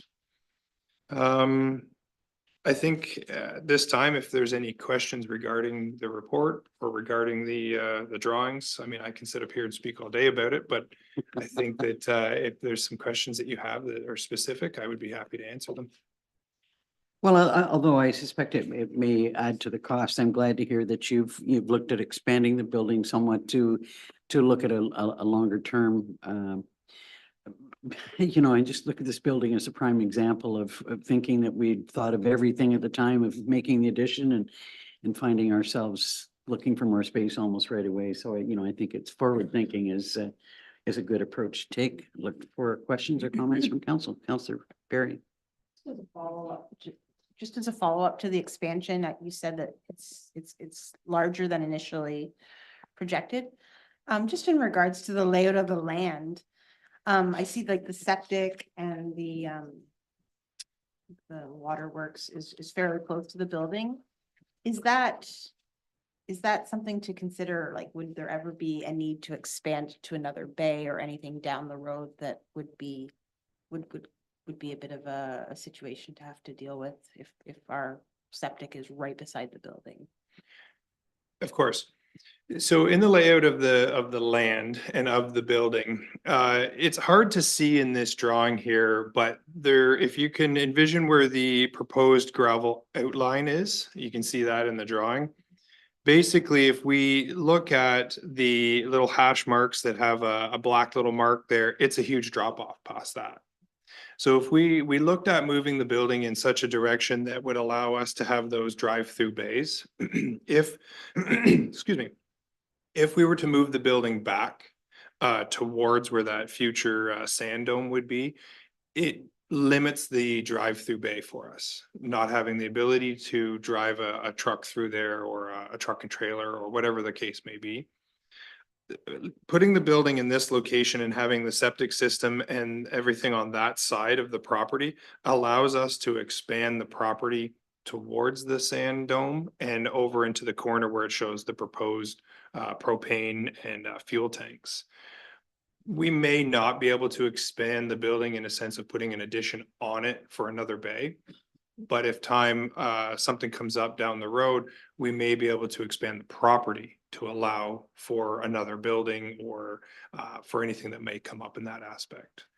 Staffing wise, for expansion, the building is equipped with 2 offices. The plan, hope, is for obviously myself to work out of there, as well as an admin assistant for Public Works. The lunchroom training room is large enough for all of our staff that we currently have. Plus, if we ever went back into COVID or some kind of pandemic where we have to have the space with our current staff, we do have that. And if we do grow, if we add more staff to it, more operators, there's room for that as well. Should something come along that we need an office space, things like that, we would have to revisit that down the road. But at this time, with what we have in place and what we foresee in the future, we don't see that being necessary at this time. Questions, Deputy Mayor Dayu? So a hypothetical flatbed truck that could take landfill stuff from one place to another, there would be scope within the broader system to house it? Of course. So I've sat with the CEO for a long time, probably more than she really wanted, to talk about this project, because it's hard for me to come forward and say we need this building, we need it this size because A, B, and C.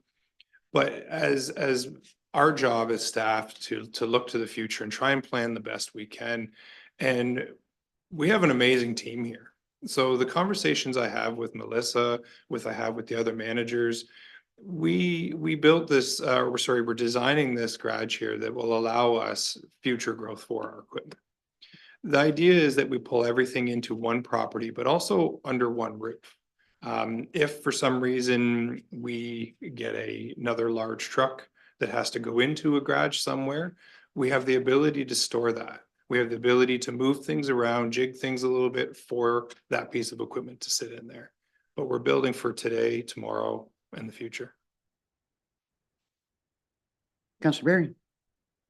I just want to make note that I think of Gord Henderson when we see the sand dome here and I think Brian Lynch too, we're very big proponents of having that. So it's nice to see it included in the drawing.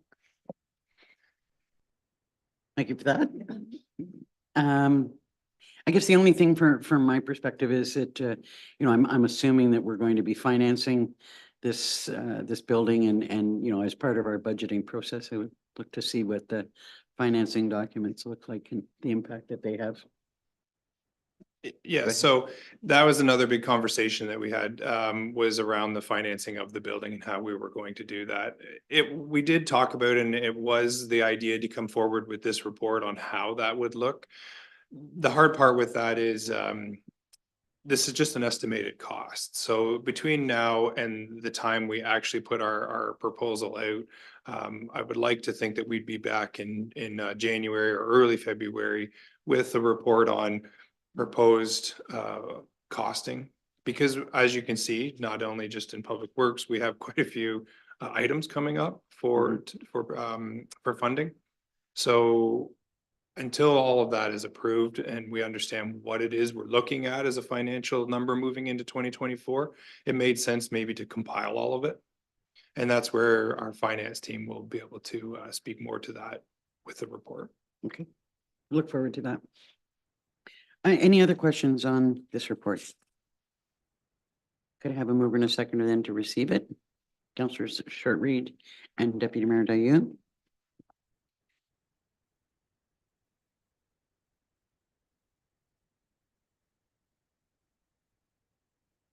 Moved by Councillor Short Reed, seconded by Deputy Mayor Dayu. Be it resolved, Council receives report BW 3023 regarding new public works garage costing submitted by Adam Thorne, and that Council concurs with the recommendation made in the said report and approves Tulloch Engineering to proceed with the preparation of the bid documents for circulation. And further, Council hereby authorizes the CAO to sign any required agreements.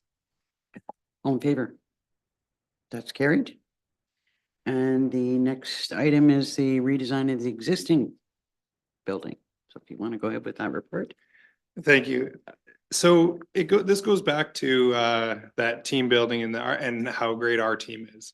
And I'm always saying it because I am very proud of us, but this was originally when we started this project, it was basically going to be a cold storage building. You know, the original thought was to turn the heat off and this was just strictly to park equipment in. And then it progressed into what can we do with the building, because we recognized through discussions the challenges that PRT is facing and the challenges that Public Works Maintenance is facing with growth since 2019. So brainstorming, we came up with this idea to extend the bay and turn it into office space in the lunchroom. And as my report shows from last meeting, and this one is just, this is moving forward with the pricing. So again, this would be to have Tulloch Engineering put together the bid, go through the whole process with them, and then get this out and start this project in the new year. So this would allow for PRT and maintenance to work out of this building. Questions, comments? Looking good. Guess it'll all come together at budget time. Yes. Okay, then if there's no questions or comments, could I have a mover and a seconder to receive this report as well? Councillors Berry and Richards.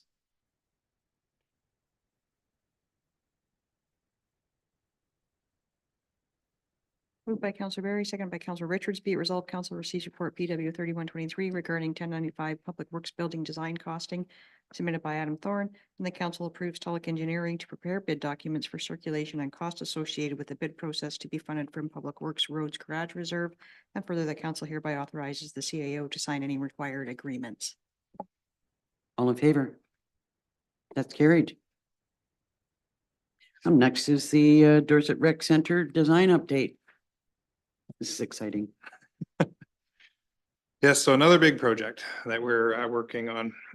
So when we started this project, again, this year, it was to talk about the universal bathroom.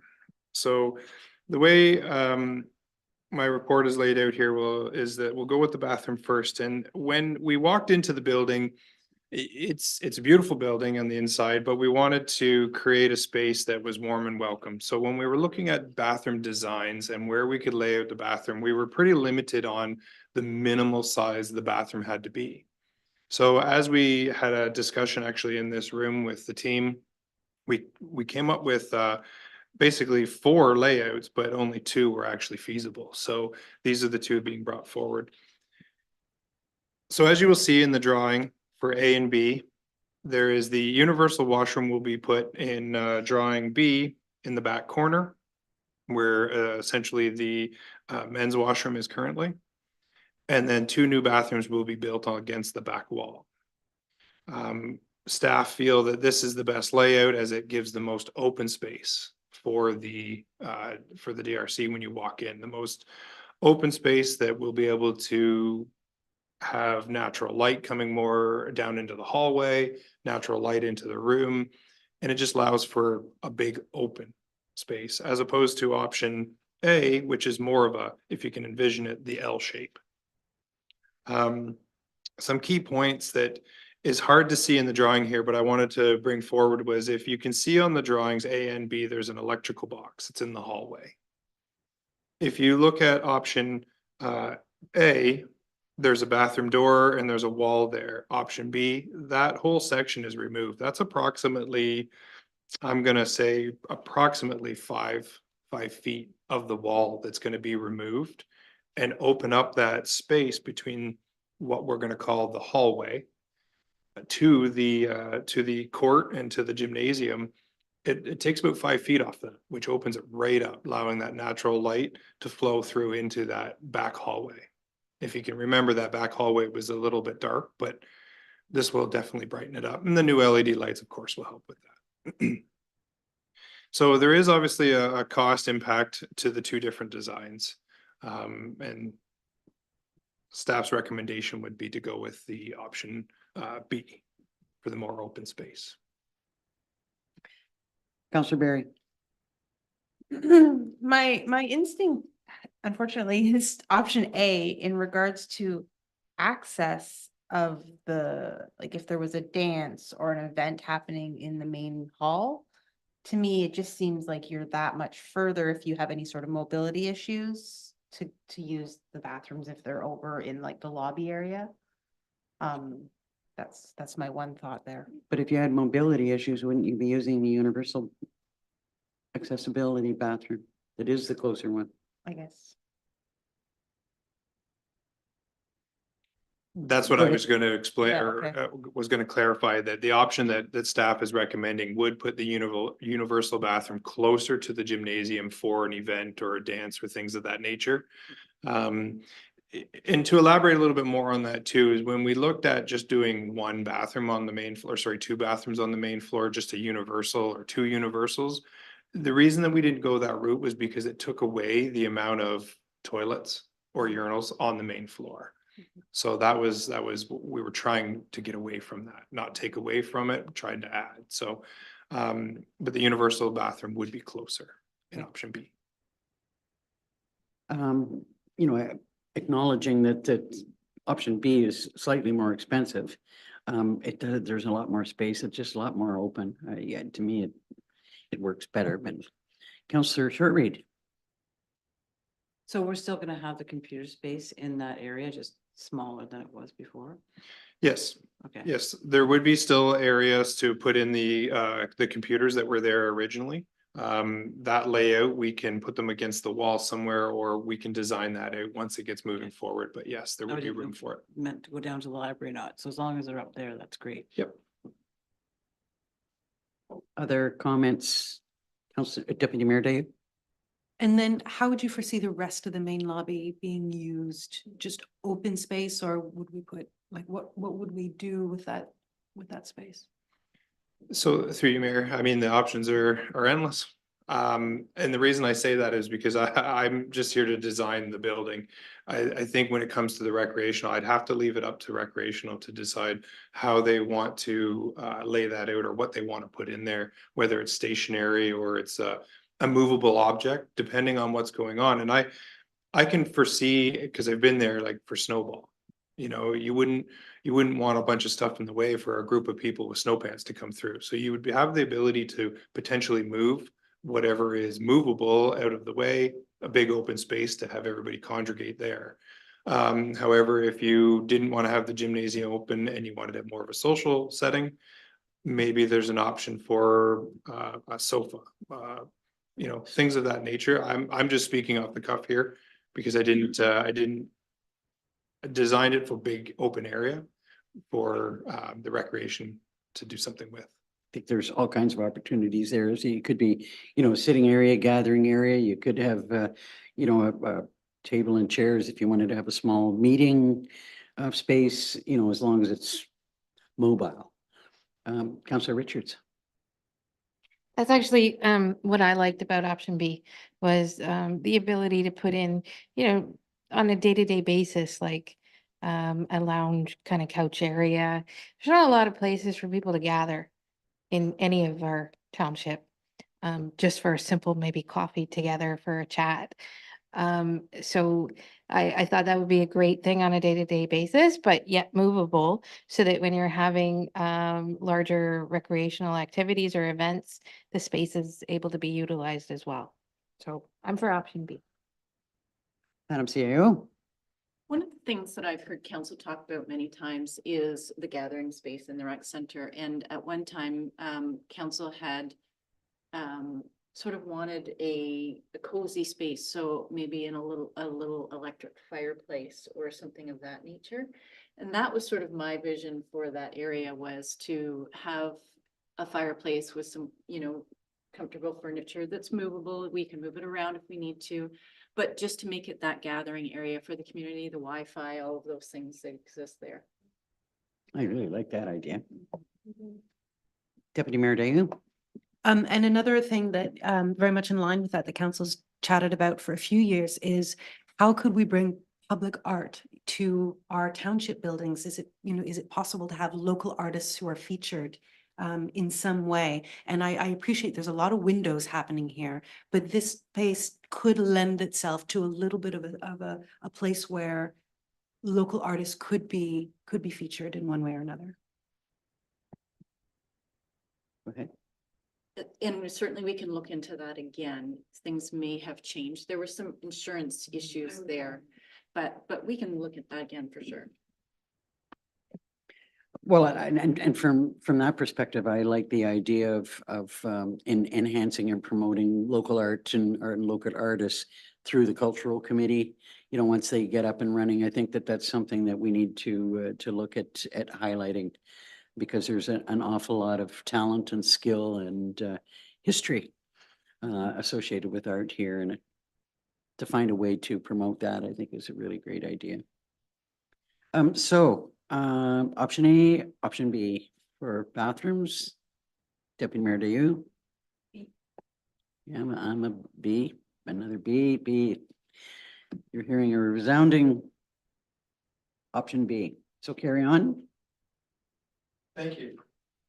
So the exterior design is the next step in this report, and I've been pretty excited about this portion of it too. Again, the meetings we've been having, it's awesome to see the progression of when we first get started to some dirt on the ground and we're putting some asphalt down to where we are here. So it's like you walk in and the lights just start turning on and the ideas start flowing. So thank you. So the outdoor design that we're bringing forward here is the accessible walkway. It shows some outdoor space for potential events. It shows a potential area for future EV chargers. And one of the things that, as we work through this, that I really liked about it was the sidewalk aspect of it, that it really connects, I want to say, downtown with uptown, if you will. It really does, you know, not to throw that out there, that pun out there, but it lines it up with if you're walking from having your ice cream up to the community center and straight up to the museum. And because the sidewalks line up. So I think that was a great planning perspective of this. So basically, when you enter or exit the building, there would be a covered porch, which is in the drawing. It's just a post and beam style porch. Sorry, not porch, cover, entry cover. And then that gives a spot for people to sit. And if they're waiting for, you know, a ride, or they just want to get out of the weather or look at community events. And then it just creates that outdoor living, which expands on the Dorset Rec Center and what you can do there. If it's a beautiful day, you can sit outside and, you know, connect to Wi-Fi and look at the flowers that were planted in the planters, or you can, you know, go inside. So it just gives it that much more space for people to use. And that much more welcoming. And this is a really exciting move to just make the building itself is not an attractive building as it stands, you know, I mean, it's a great building, but the exterior view of it is not that great. And this really makes it much more welcoming. Thoughts, comments from council, Councillor Shortreed and Councillor Barry? It's an amazing idea. I love it. It's gonna make it look so welcoming. And after being closed for 4 years, people are actually gonna see something. Cause everything else is gonna be kind of hidden, right? So Yeah. I love it. I think it's amazing. And I think on that too is it's you don't see what goes into builds, even when you're building a home. You don't see the enormous amount of money that goes into the unseen items. And, you know, we were closed because of COVID. We were closed because of all these other things that were outside of this plan. But here we are working on this. We're moving forward with the building, and this is the best time and opportunity to move forward with this outdoor opportunity. So I think it would be great. And again, this is another team building, you know, project that we sat in here and we brainstormed and came up with great ideas, and here we are. Councillor Barry, then Councillor Deputy Mayor Dayu. I've spoken with the mayor about this, but this kind of goes along a little bit with what Councillor Dayu was saying in regards to culture, but I think it would be lovely to see a beautiful mural like up in Oxtongue or something on some of the exterior of the building. I don't know if that's something that you get a grant for or some sort of consideration, but I think that's something that would continue with bringing downtown uptown. Yeah, I really like that idea, both, you know, possibly front and back. Yeah. And I'm betting that there is money that we can apply for to do that. And, you know, whether that needs to be done immediately or, you know, in stages, I really like the idea of doing that. Deputy Mayor Dayu? Yeah, I fully agree. I'm also really happy to see the EV charging pre-positioning there.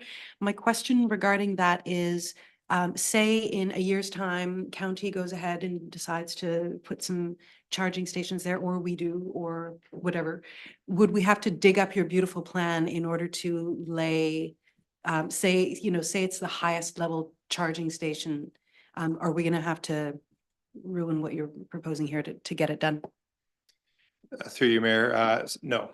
Easy answer, no, because we sat down with this group and this team, and we went through that. And we are going to be putting in underground infrastructure that will allow us to run the wire, run whatever it is that we need to run from the unit to the building. Yeah, it's already been in the plan for that. Madam CAO?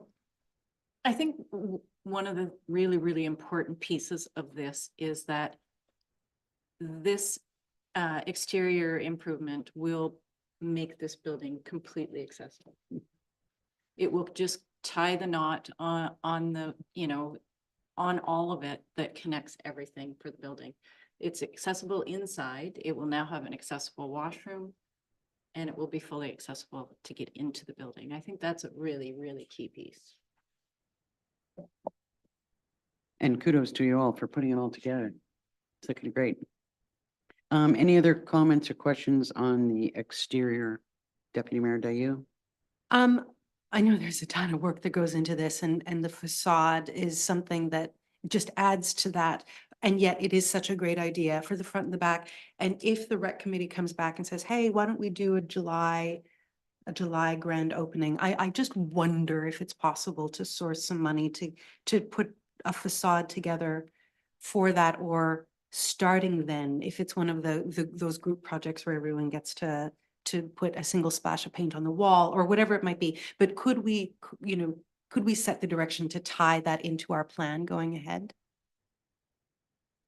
Not necessarily for that day, but just to, Yeah, well, we haven't really established exactly when No, that's we going to haven't. be.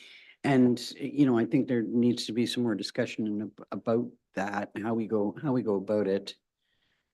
I mean, I like the idea.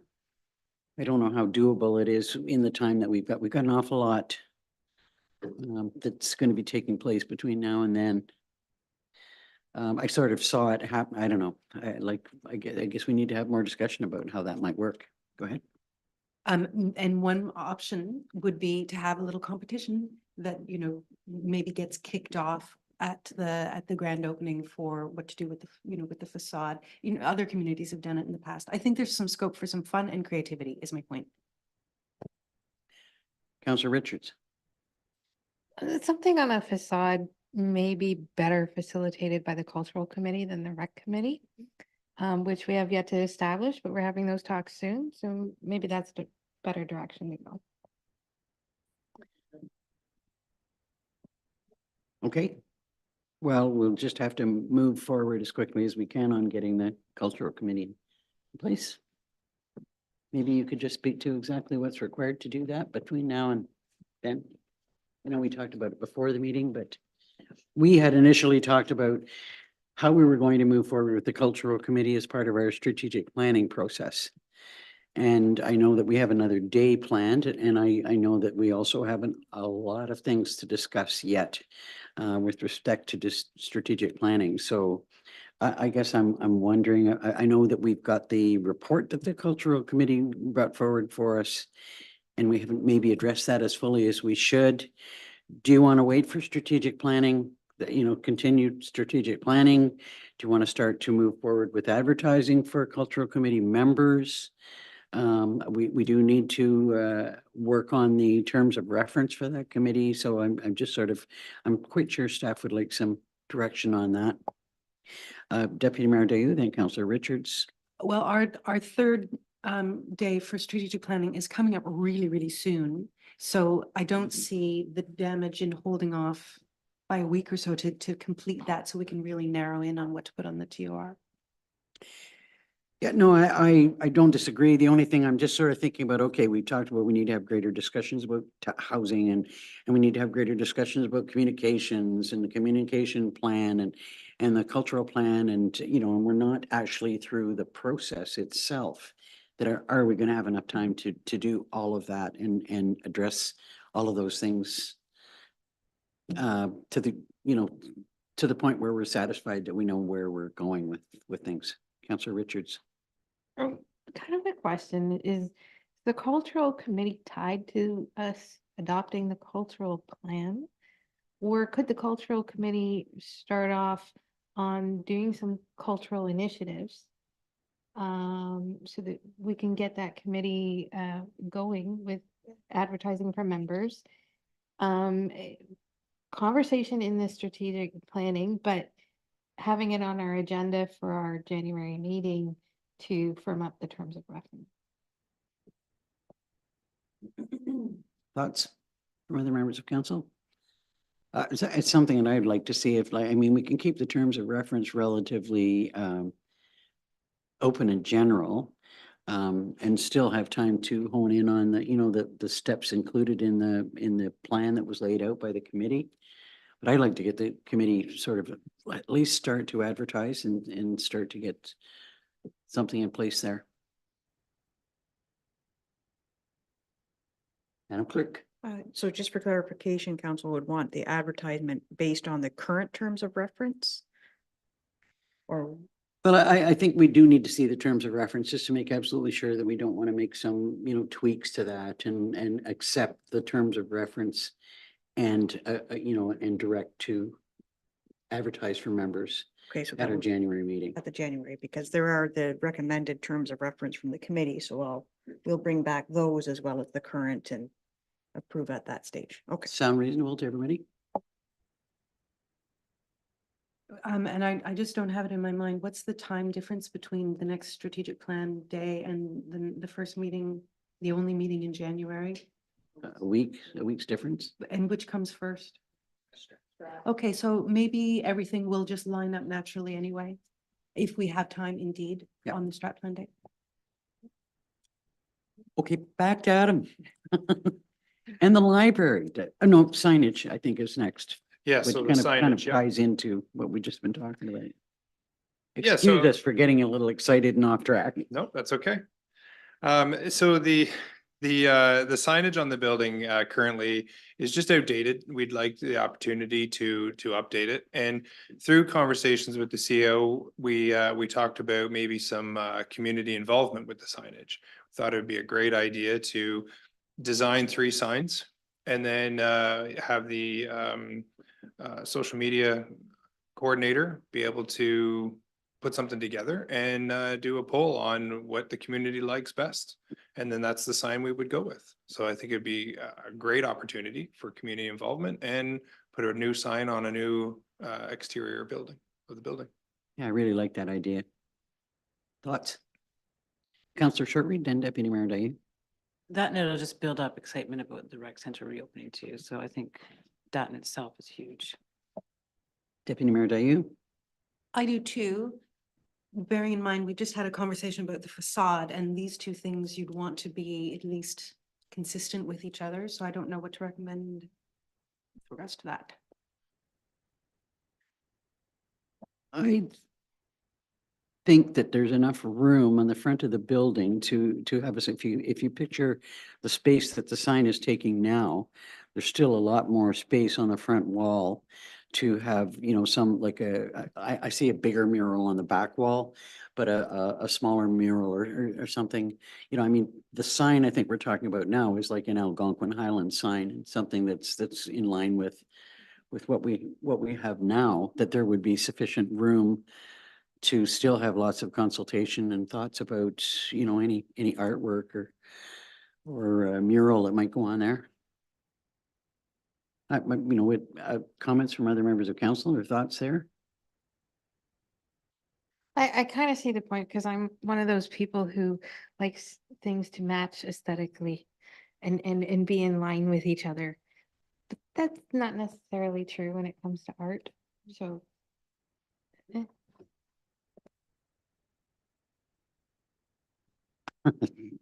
Councillor Berry. I'm super optimistic of the idea. However, I would like the caveat that if nothing is presented, that we have like that, nothing that we want to put on the wall would be accepted if the submissions weren't in line with sort of the aesthetic that is already being built. Like, I don't want to see a poorly, if we get 3 submissions and none of them are. You don't like them? Well, I mean, we can say we don't like them. Yeah. Adam? That's not quite the thought process that I was envisioning for this, was more that staff will bring council 3 designs. Council will pick the 3 or approve the 3 designs essentially. And then those 3 designs will go out to the public to choose one of the 3.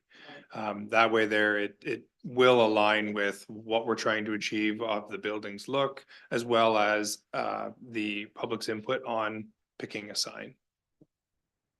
And if we're seeking public input on picking a sign, we can maybe ask them at the same time what they might like to see in terms of a mural that goes with it or artwork that goes with it. I can see wheels turning there. No, just thinking, that's all. I'm wondering though, if, and I certainly hear council's desire for this, but I'm wondering if we should give it its own. So not to mix it in with anything, to finish the facade, finish the building, and then launch the mural piece. I mean, we can do it however council wishes, but I think that would just give it a focus.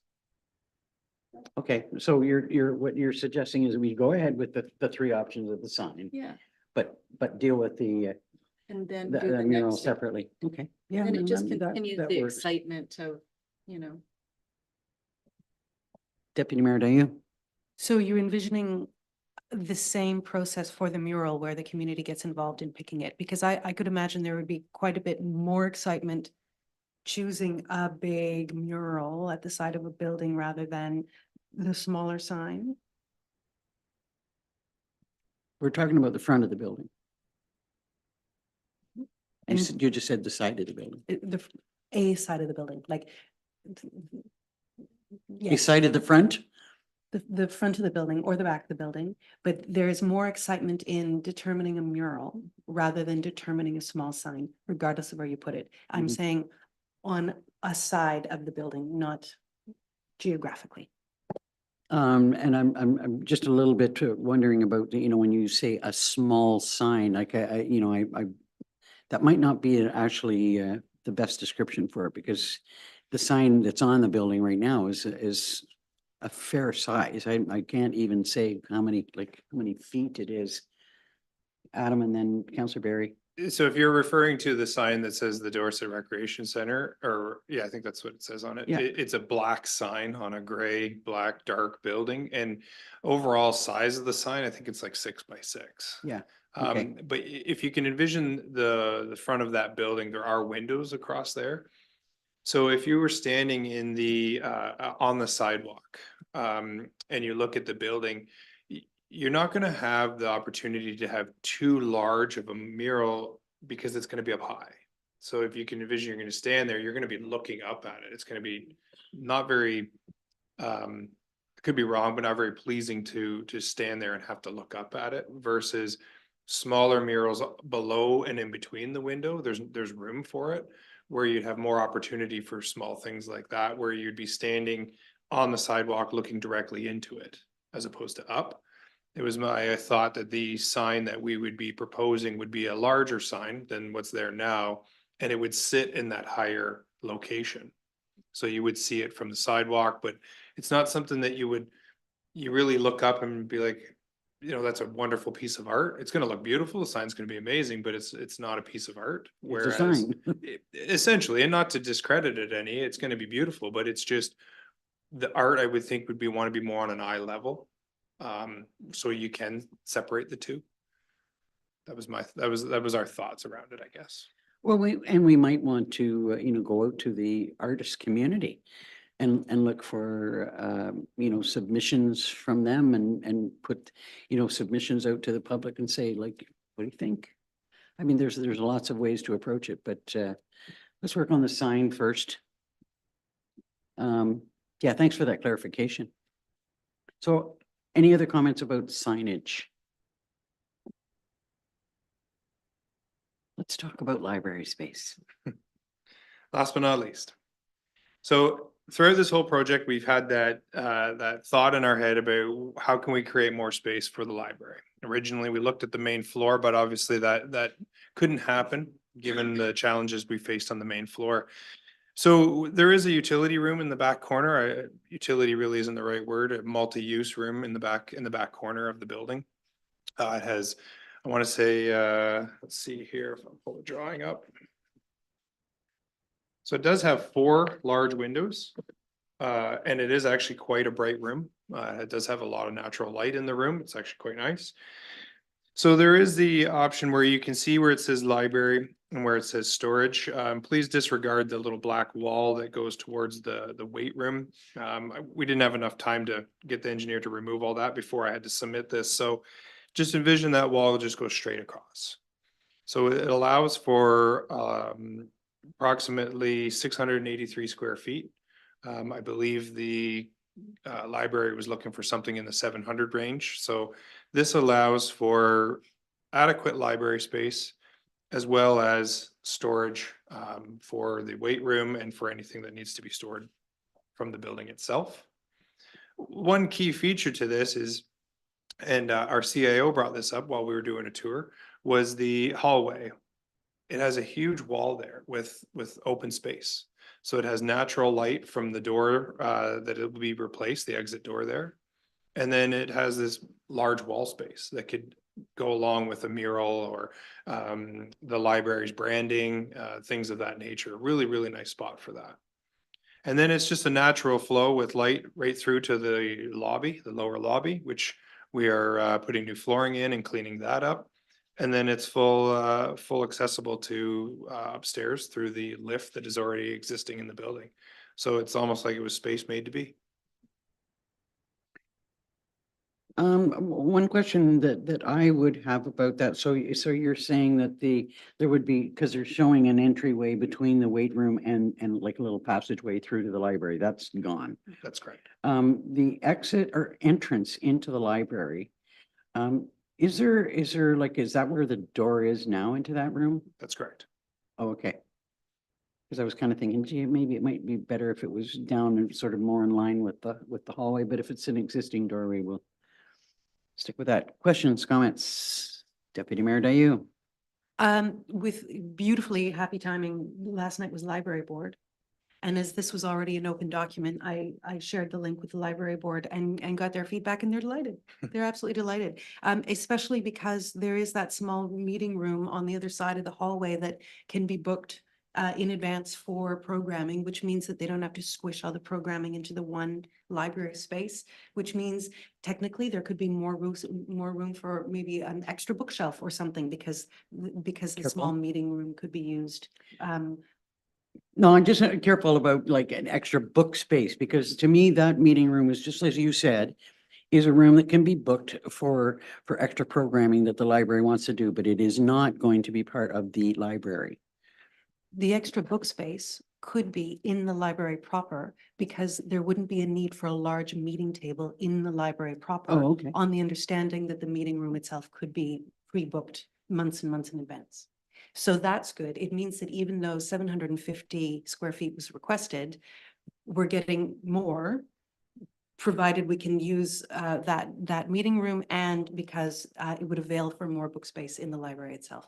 So on the whole, they're very, very pleased. I would hope that And- they would still though have like a table and chairs, a place to sit within the library Yeah, itself. yeah, absolutely. And staff will go back and we'll be working on those possible options, and then bring a final conversation forward to Algonquin Highlands in terms of cost share of any remaining things. I know ideas have been floated back and forth, but that hasn't been absolutely finalized yet. So we'll be looking forward to that, but they're delighted. Thank you. When it comes to financing and cost sharing, just keep in mind, I know that the normal process has been we provide the space and the furniture and they provide the service. In this case, I'd like the library board to keep into consideration that we're not only providing the space, we're spending money to create a space for them. And, I'm kind of hoping that there's going to be some leeway about cost sharing of additional items. Go ahead. Yeah, I absolutely share that same hope, and I expect there will be a great compromise made there. And the comment that I made last night at library board was, we are already offering all of the furniture for the small meeting space because it's going to be a multi-purpose room. So already there is a contribution towards programming in that way. So yeah, I think it's just about honing in on the details, but it's understood in both directions. Adam, you had your hand up. Yeah, just when you were talking about cost sharing and things of that nature, excuse me, this room was part of the room that had to have the drywall pulled off of it and the foundation inspected because there was water that was coming in. So that was all cleaned up and taken care of. So the room itself will almost be a clean slate. So if they do come and take a look at it, they will be able to do anything within reason, within council's approval, paint or whatever they would like to do essentially. So it's a blank canvas for them. Yeah. And then I just want to make note that the double door that shows in the drawing, that one will be replaced. And it will be a new exit door essentially. It's not a door for people to come into the building. it obviously can be used, but it's not the main focus for entry and exit of the library. It's more like an emergency door. Yes. That's nice to hear that the library can, can come in, have a look and have some idea about color, painting, what it looks like inside. Didn't I see your hand up? Okay. It's all exciting. All sounds pretty darn good. So anything else in general about the design proposals and options? We've made a choice on the bathroom. Any other comment? So could I have a mover and a seconder to receive the report? Councillors Shortreed and Richards.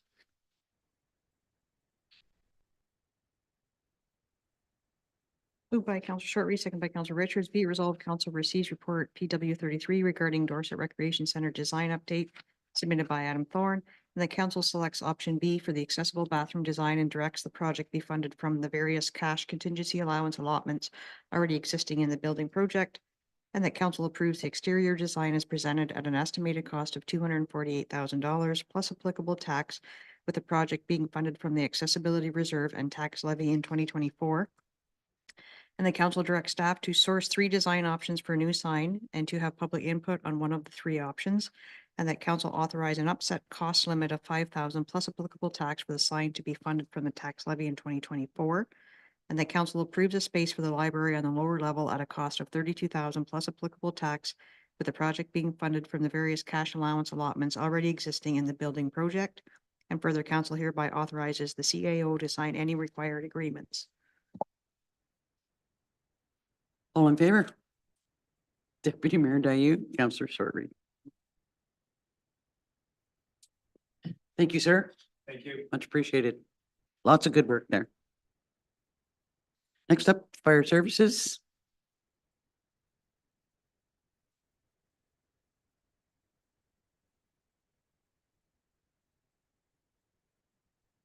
Good morning, Chief. Morning, Mayor and Council. So for our update, there's 3 things I'd like to highlight in our activity report.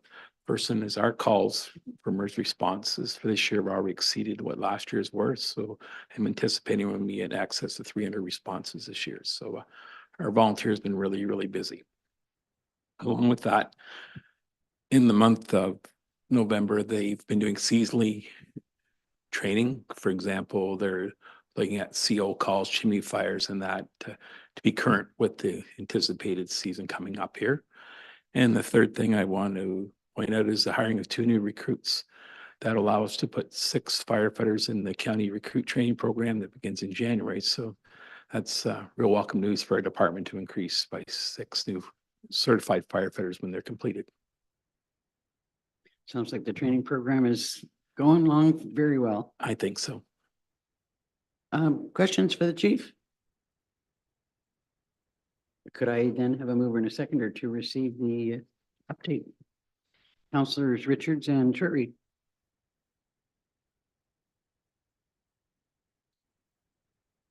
Moved by Councillor Richards, second by Councillor Shortreed. Be it resolved, council receives report FD 1823 regarding monthly activities submitted by Michael French, and that council appoints Todd Knopper as firefighter at Station 80 and David Johnson as a firefighter Station 60, effective December 14th, 2023. All in favor? That's carried. Next is the Fire Master Plan Agreement.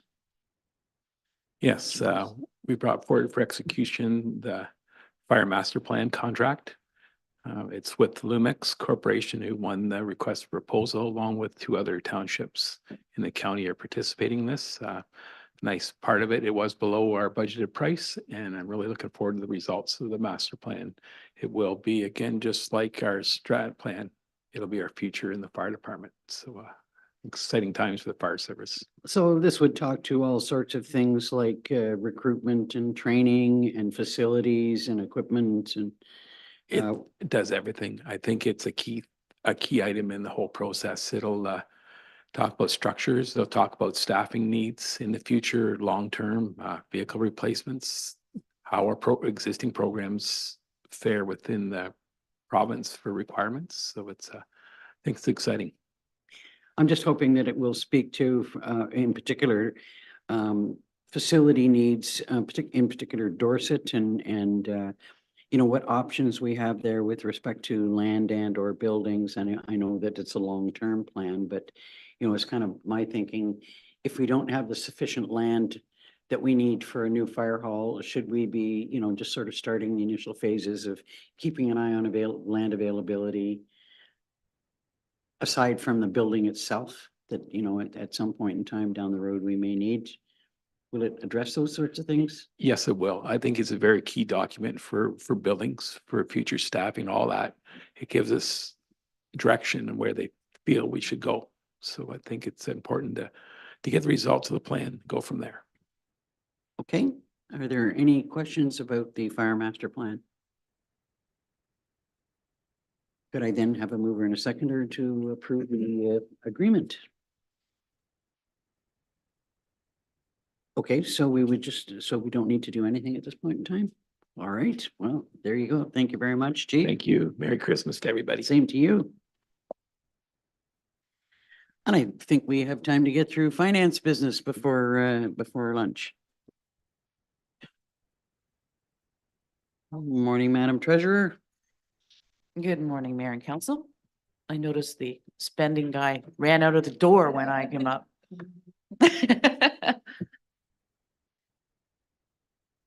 So the first is your, the write-offs. Yeah, just the one tax write-off for council's review and approval. Any questions? Could I have a mover and a seconder then to receive that report? Deputy Mayor Dayu, Councillor Richards.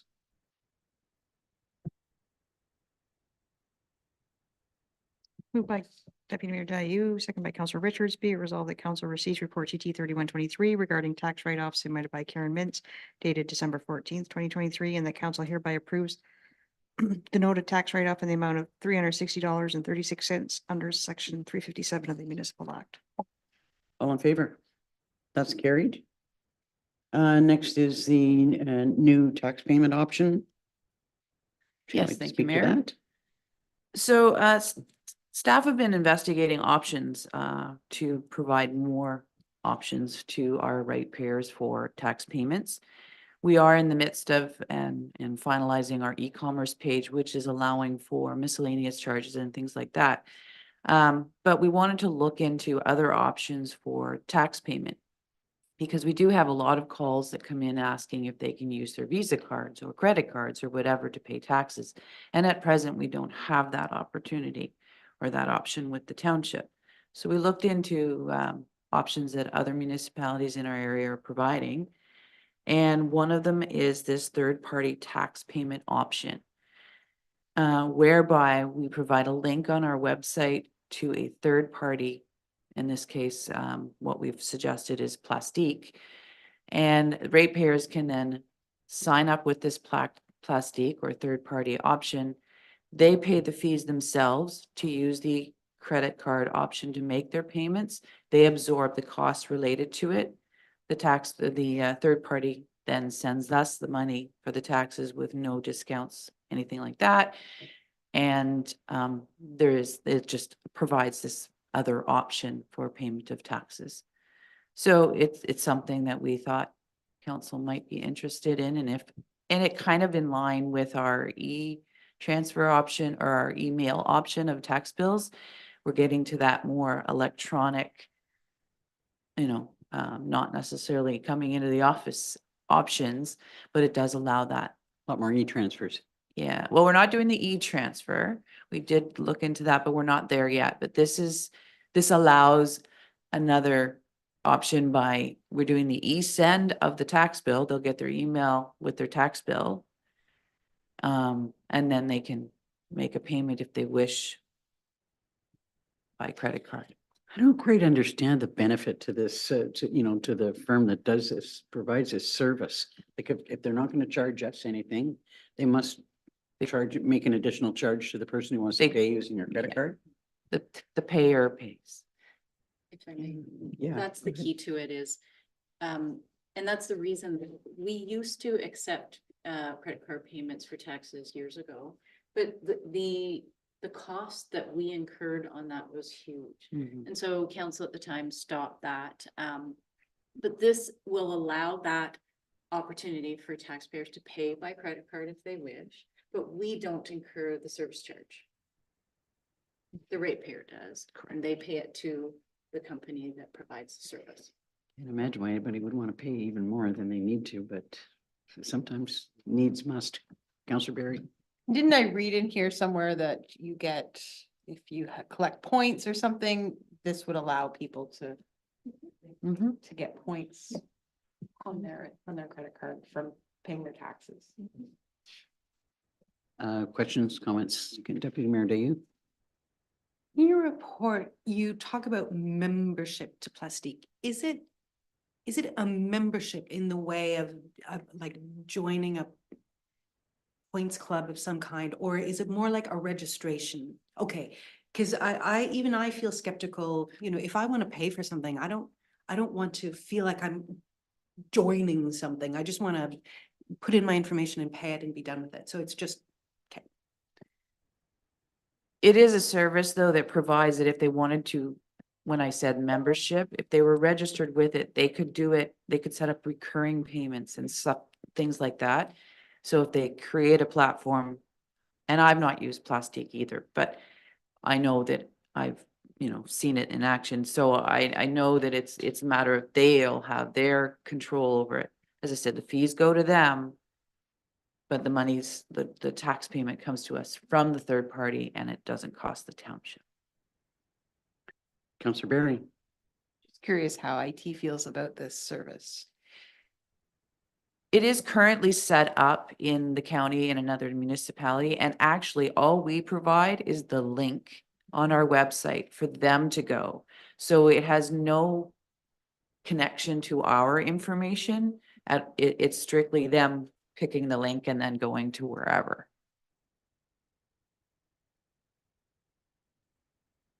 Thoughts about taking this direction? Counselor Shortreed? I truly believe a lot of taxpayers would be very happy. A lot of them want their points. And they'll actually see how much points actually cost, because cards are tiered. The more of a program on the card, the more expensive it is for the business using it. So if they want their points, they have to pay to get their points, and everybody will be happy. Counselor Richards? Yeah, and I think that's something that a lot of people don't realize is that points cost money, and there's no business out there that's doing this for free. So I mean, I kind of want to caution people that, okay, you get the points from paying your taxes, but you're paying more. And not only are you paying more, but you're paying more if you don't pay off that credit card bill at the end of the month. So, but everybody has a choice. So if we can present more options to people to pay, then that's great. Yeah, I mean, that's one of the precautions that I would have, but there's an upside, for us, and it does allow people to pay via credit card, but there's a downside to it as well. So, but that's the individual's decision to make. So, am I hearing general support for moving forward with this? Okay, could I have a mover and a seconder then? Counselor Shortreed, Counselor Richards.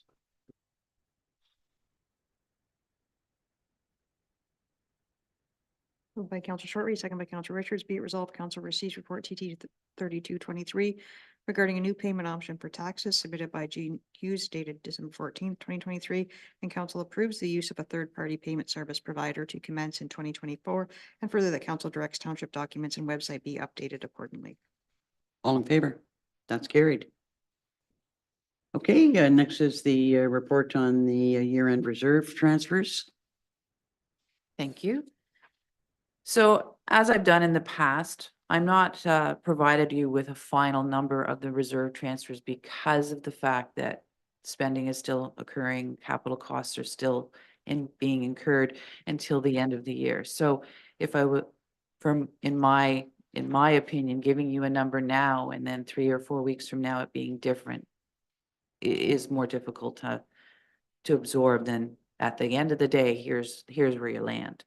So Notably, the costs that are, as it says in the report, the budgeted transfers into the reserves have been completed. And then the actual transfers from reserves will be based on the actual costs incurred for those capital projects and spending that was authorized through the budget process. And then at year end, overall departmental operating surpluses will be transferred to reserve funds for future capital projects, and the remaining overall surplus and deficit will be put into the working funds to be used as council sees. So council directions required as tradition dictates as to which reserve should receive the revenues from the sale of shoreline allowances and road closings. And as of November 30th, that amounted to about $177,557. Again, that number could change before December 31st, but I need council's direction as to where we'd like to apply that. Okay, a couple of comments first before I go around the room. Traditionally, the funds that we have from, the sale of the shore road allowances has been geared traditionally towards recreation types of things. We've just approved a substantial additional cost for the Dorset Recreation Center, and that's recreation. So part of that money could be allocated to that project. Part of the money could be allocated towards docks and landings and or parking plan. I also think that at some point in time, and this is not necessarily recreation related, that, if we're going to move forward and look at how we can possibly do some form of housing development, there's nothing in the budget for that. And I mean, we need to maybe look at establishing a reserve fund to help us, whether it's with studies or, initial development of an area. There's an awful lot of places where this money could be allocated, given some of the discussions that we've been having. So we'll start with Councillor Shortreed and then Deputy Mayor Dayu. I agree wholeheartedly. I'd like to see money going to the rec just to clean it up. When it's done, it's done. And I think we definitely should start a housing budget. And then if there's anything left over, maybe, docks and You've just spent it all. Come on, I want to stretch it as far as I can. Then docks and landings, obviously, because that's a needy subject. Deputy Mayor Dayu. I've said year-on-year docks and landings just to keep it sympathetic with where the money has come from, but with reserves, and we say this also year by year, that we can change it at any time and use reserves from certain pockets to put into really pressing projects, and I anticipate we can do that again with this. So I'm happy with wherever we land. Councillor Richards. I think ultimately all those areas are gonna need the money. So whether it becomes off of the budget when we get there or directly into one or another right now is almost irrelevant. But I think that the sale of shore road allowances should just go to docks and landings. It needs a lot of money there. But it doesn't really matter. We can't land on it, doesn't really matter. I've got to say that. Madam CAO. Just to add some information to help the decision-making process, the amount of money that's in the budget for the Dorset Rec Center that went into the reserve, that's in the levy amount, is about $120,000. Our recommendation in next year's budget will likely be that 120 in the levy remain, which will go to the exterior expenditures for the exterior renovations that council just approved. So we will need an additional probably about $75,000. So I wonder if council would consider putting about $75,000 towards DRC and then the rest towards docks and landings. Councillor Berry, then Councillor Richards. Yeah, that sounds totally logical. A part of me is like, I think we should put some in housing, but I don't know if that really fits this purpose, where the money's coming from. And I think if we could put, 1/3 in 2/3 Dorset Rec and 2/3 into Docks and Landings. I think that's a smart spot right now. And that being said, I do think that we should be putting money into housing some other way, even if that's through the taxation. Jeannie, Well, just in line with what you're all speaking about, what I'm thinking is maybe it could be like a 50% to DRC and 35-40% to Docks and Landings, and then the remaining percentage, because I don't know dollar amounts yet, because this could change. So if we kind of directed it by percentages, then you are going to establish that housing, but only have it at 5% of the total or something, just so that it gets created and the indications there. It could be that. I mean, it could just simply be 75-25 or 50-50 or however, but I'm just wondering if it might be, because you talked about all three, and there's not going to be money somewhere else that maybe can go to housing necessarily. We don't know that yet. Councillor Richards and Deputy Mayor Dayu. I think Docks and Landing is gonna need more money than that. So whatever, you know, Talking about this developing a works, plan for Docks and Landings yeah, first. but whatever this works out to, you know, if we need the money for the DRC, fine. Whatever's remaining, you know, we're gonna need more than that for Docks and Landings, I think. In the long So, run, yeah. in the long run. So, you know, I don't really see the room for housing, but you can create 10% to go to housing. We're gonna need to find money for housing too. So, I mean, I really do like the idea of putting the $75,000 into the DRC to offset, you know, the additional work that we've just agreed to. And we've all excited about, you know, the work we're doing there, agreed that we want to go ahead with it. So I like that. I do think that the lion's share of the remainder of it needs to go into Docks and Landings. With, you know, maybe a small percentage that can go into at least establishing, you know, something for going forward with housing. Deputy Mayor Dayu? Yeah, exactly that. Because we don't have a housing plan, I'm not content in asking to put something on the levy to establish a reserve for housing. But so this is a great idea. Let's just get a nickel in there to get the reserve started. We're not touching the levy. And when we do have a plan for housing, we can go and say, okay, taxpayers, this is why your levy is being changed. Agreed? Go ahead. I'm not sure that gives Jeannie exactly what she needs. So if council agrees to the 75 for DRC, we would need an amount for housing, and then the balance would go to Docks and Landings. So if you want to identify an amount for housing.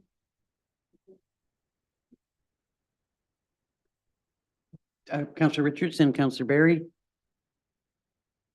what amount do we need for housing What to if come we're up with a talking about- plan?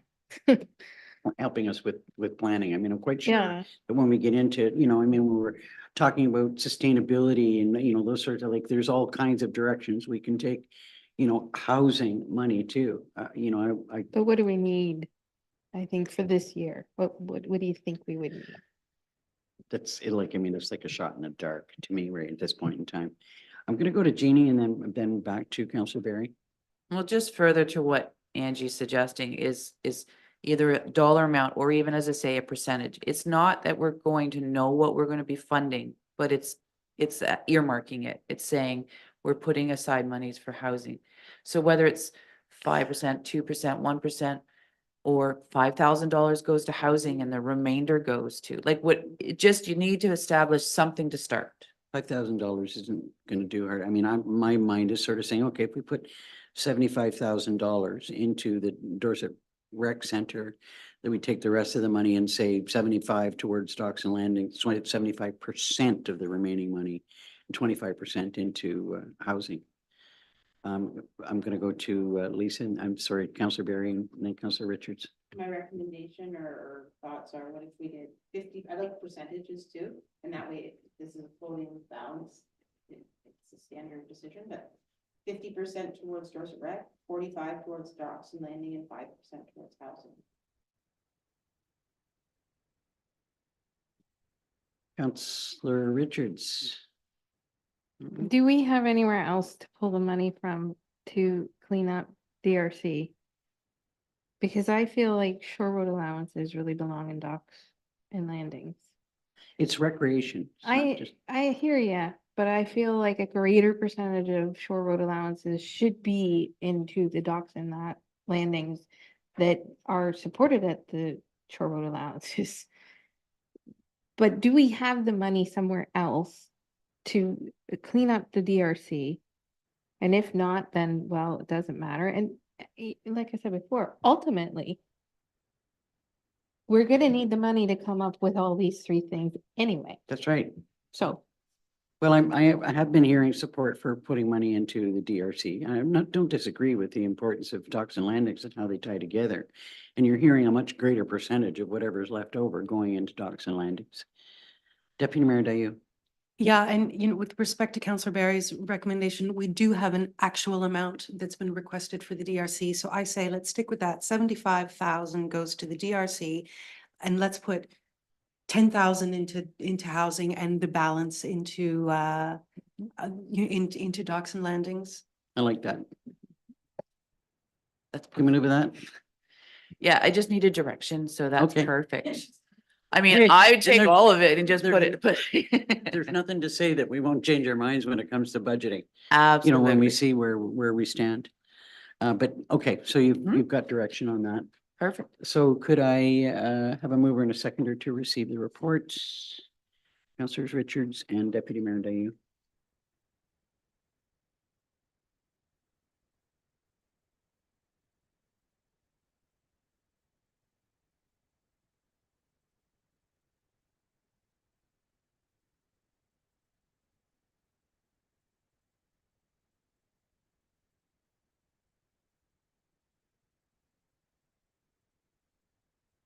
Moved by Councillor Richards, second by Deputy Mayor Dayu. Be it resolved, Council receives report TT 3323 regarding 2023 year-end transfers submitted by Jean Hughes, and the council concurs with the recommendations made regarding the adjustment of year-end transfers related to projects and purchases, and the council directs staff to transfer the revenues from the sale of shore road allowances and road closures as follows: 75,000 to the Dorset Recreation Center, 10,000 to a housing reserve, and the remaining funds to docks and landing.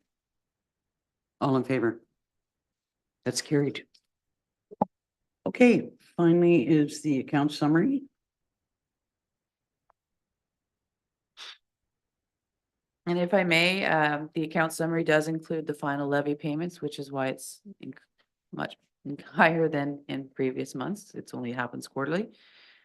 Other than that, there's standard payments in here. Questions or comments? Could I have a mover and a seconder then to receive it? Councillors Barry and Richards.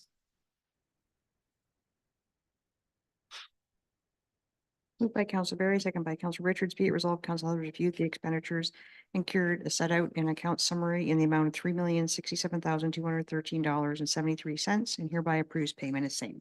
All in favor? That's carried. You have a question? And Comment? if I may, I just have a couple items of good news things. Good news Because is, finance is always so much fun. A couple of my staff have done some training and so forth. Karen, sorry, our tax administrator has completed her municipal tax administration program and will be receiving her certificate from Seneca College. So she's been working on that for the last couple of years, and we're very proud of Karen and her accomplishment there. And our new deputy treasurer, just before she joined us in October of 2023, Lauren successfully completed the Rotman MBA Essentials from the Rotman School of Management out of University of Toronto. So these are two very big accomplishments for both of these ladies. And I just wanted council to be aware and let them both know how proud I am and pleased we are in their successes. well, offer our congratulations on behalf of all of council. Well done. Thank you. Lunchtime, so we. Pardon me? No, it's not here yet. Do a bit of administration. Well, we can start into the administration business then. First is the Stanhope Museum Committee update. And whoever takes the minutes for the Stanhope Museum, could they please be advised that Councillor Richards is not Councillor Roberts? Start calling her the dread Pirate Roberts. But that's twice now that she's been 3 times, okay. Pardon me? Okay, right on. Are there any, Councillor Barry? I can speak to this. There was a few discussions in the last meeting, just in regards to the request for, any unspent funds to be put into the Stanhope Museum Reserve. If applicable. There was another item on here, requesting, an increase. I think we discussed this, but I'm just formalizing in regards to the Heritage Garden. The committee would like a small expanded. Sorry, the committee would like a small expanded area in consideration for growing citrons. Currently, the citrons can't cross-pollinate with what's already in the garden, so they would like a consideration, and that will come forward in budget. But just wanted to bring that forward to council as it's doesn't have a staff attached to it, so just wanted to bring that forward. And With respect to the expansion of the garden, is that, I think it said east, does that move the garden back? Or in which direction does it bring the garden? I think it's further side. I think it's past the museum. I'm just wondering if it matters. To me, it seemed better to try and, move it straight back as opposed to sideways, but I don't know whether it matters or not. I know there's a compost area that's to the north, so they'd have to move that. Oh, okay, Yeah. okay. That's already in place then. What my understanding is. The other thing here is there was a request that there has been a donation given to the museum. And I did receive an email from the chair asking that the township recommends that council has a loan agreement and it is reviewed and executed by staff in regards to some of the items that are being loaned to the museum opposed to donated. I don't know if that's something we've done before. There's been a donation from a local camp, but I don't believe we are going to be, because it's not generally things are donated. This is not a case of a donation. This is a case of a loan. And the committee is in a position to execute an agreement that would have to be done by staff with support of council. Go ahead. That's not something we have, and we would need to know what items those are when they come in, come forward, yeah. We need a little bit more communication about that. Okay. I've never seen it happen, so I just wanted to know what the process was and said I'd bring something back to the museum. And then the committee has also relinquished the Heritage Day, but would like to be able to participate in the event if it does go forward in another avenue or Another iteration. another iteration. That's the word I'm looking for. Yeah. That's what I have.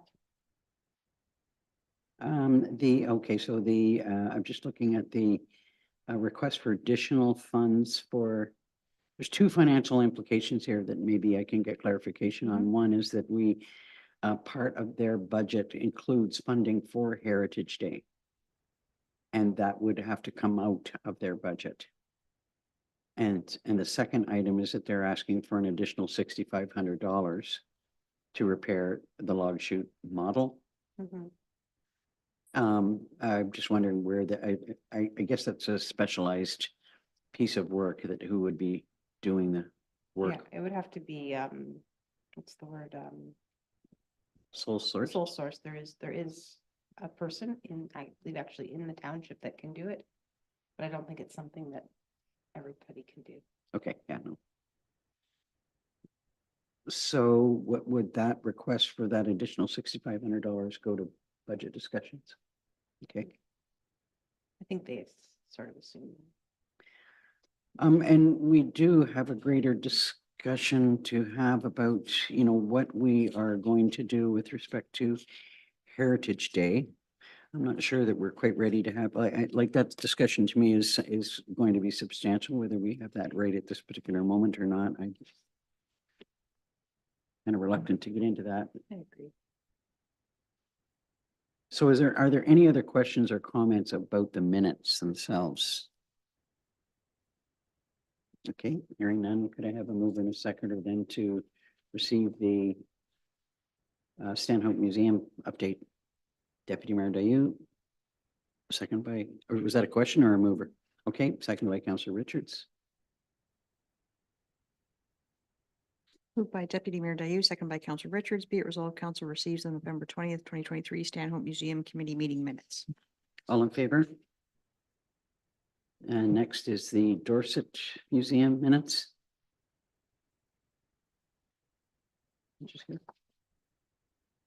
Any update or comments about the Dorset Museum minutes? Hearing none, could I have a mover and a seconder then to receive them? Councillors Shortreed and Richards.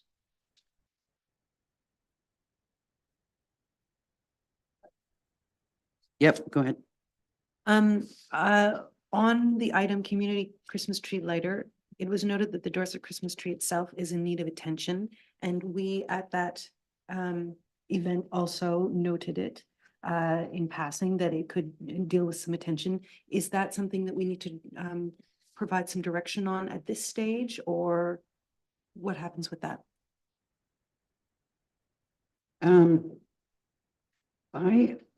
I don't disagree that it needs some attention, and we've heard a couple of ideas about what could be done. But I'd like to get something official in writing about, what the appropriate action is with respect to that and what it might cost us to do that.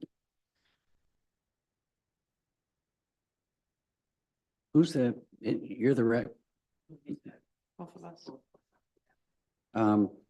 They just mentioned, I don't think they're looking. They just mentioned it. They aren't looking to do the work for it. No. That's not what I'm saying, but we Oh, can't sorry. just say, yeah, let's fix the Oh. tree. Because that's not our area of specialty. I mean, there were a couple of thoughts put forward, when we were talking about it, at the tree lighting about what could be done. But I'm not a tree specialist. And I'd like to hear from one about, if we're going to spend money on the tree, then let's find out what the best approach is. I know that Chris heard this from council at the last meeting, so I'd like, if it's okay with council, for him to bring something back. That'd be great. Yeah, rather than council trying to decide. Okay, I think I had a mover and a seconder on that resolution. So we'll hear the resolution. Moved by Councillor Shortreed, seconded by Councillor Richards. Be it resolved, council receives the October 30th, 2023 Dorset Museum Committee meeting minutes. All in favor? That's carried. And we will now adjourn until is 1 o'clock. Okay. Okay.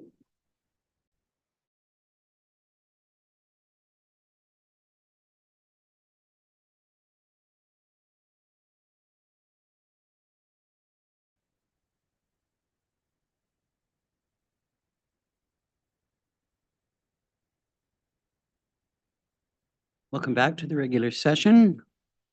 The next item on the agenda is the proposed 2024 council meeting schedule. Have council have an opportunity to look at that? Are there any conflicts? Actually worked out just fine. Got all the dates entered in my book already. So if there are no conflicts or issues associated with that, if I could have a mover and a seconder to receive and adopt that schedule. Councillors Shortreed and Barry.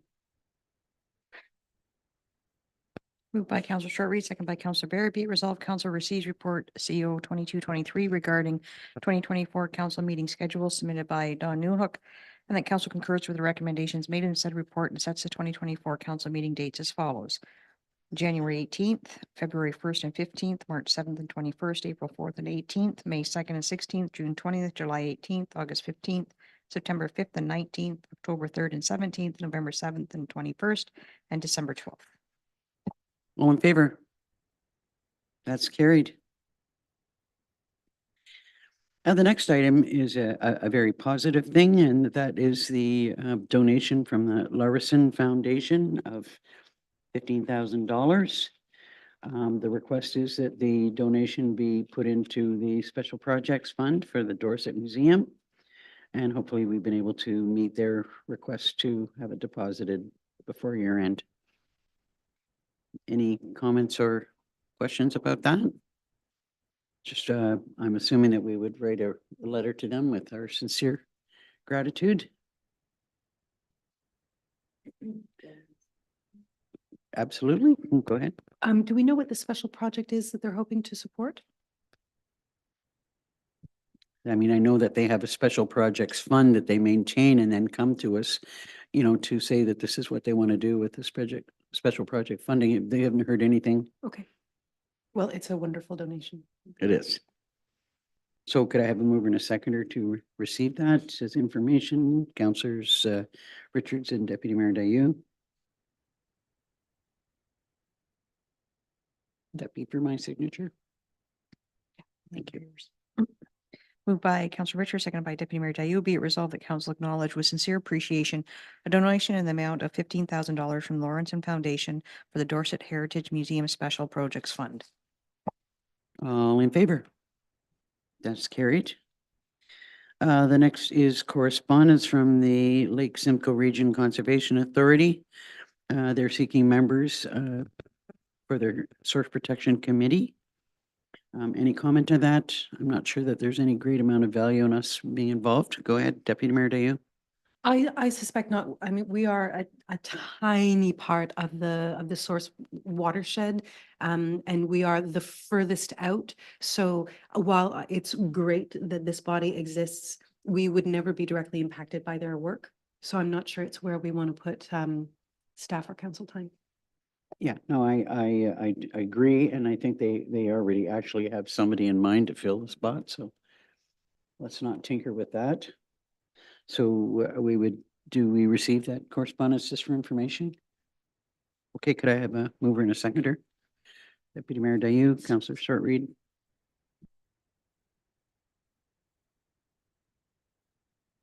Moved by Deputy Mayor Dayu, seconded by Councillor Shortreed. Be it resolved, council receives correspondence from Rob Baldwin, CAO, Lake Simcoe Region Conservation Authority regarding the Source Protection Committee replacement of municipal members for information. All in favor? That's carried. And finally, under this section is just a note about the fees and charges bylaw. I'm assuming that comes under the bylaw section and it just incorporates the discussion that we already had. Okay. So having said that, we will now move on to planning. Welcome back. Thank you.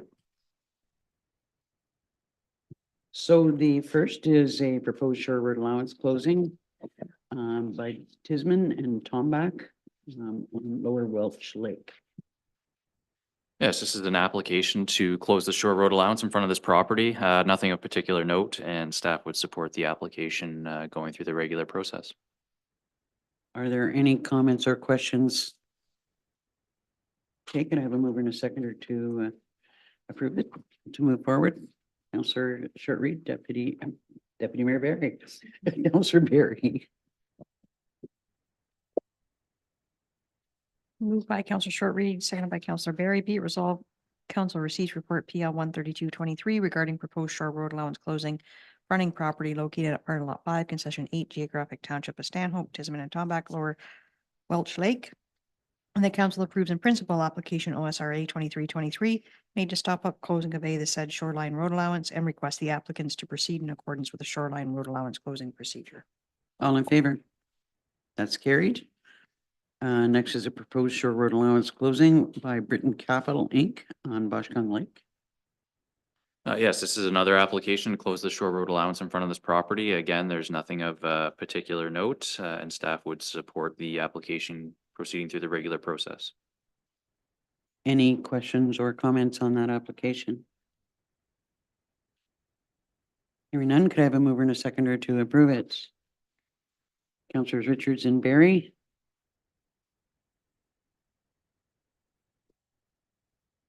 Moved by Councillor Richards, second by Councillor Barry, be it resolved, Council Procedure Report PL 13323, Stanhope, Britton Capital Inc., Boshkong Lake, and that council approves in principle application OSRA 2423 made to stop up, close and convey the said shoreline road allowance, and request the applicants to proceed in accordance with the shoreline road allowance closing procedure. All in favor? That's carried. Next is another proposed shore road allowance closing by Wetmore on Maple Lake. Thank you. Yes, this is another application to close the shore road allowance in front of this property. And again, nothing of particular note, so staff are supportive of the application proceeding through the regular process. Any comments or questions? I have a mover and a seconder to approve moving forward. Councillors Shortreed and Richards. Moved by Councillor Shortreed, second by Councillor Richards, be it resolved, council receives report PL 13423 regarding proposed shore road allowance closing fronting property located at part of lot 25, concession 5, geographic township of Stanhope, Wetmore, Maple Lake, and that council approves in principle application OSRA 2523 made to stop up, close, convey the said shoreline road allowance and request the applicants to proceed in accordance with the shoreline road allowance closing procedure. All in favor? That's carried. Another proposed shore road allowance closing by Van Namen and Smith on Boshkong Lake. Thank you. This is a joint application between two adjacent properties on Boshkong Lake. Both properties are currently developed and have structures that occupy portions of the shore road allowance. And staff are supportive of the application proceeding through the regular process. Any questions or comments? Mover and a seconder to approve moving forward. Councillors Richards and Deputy Mayor Dayu.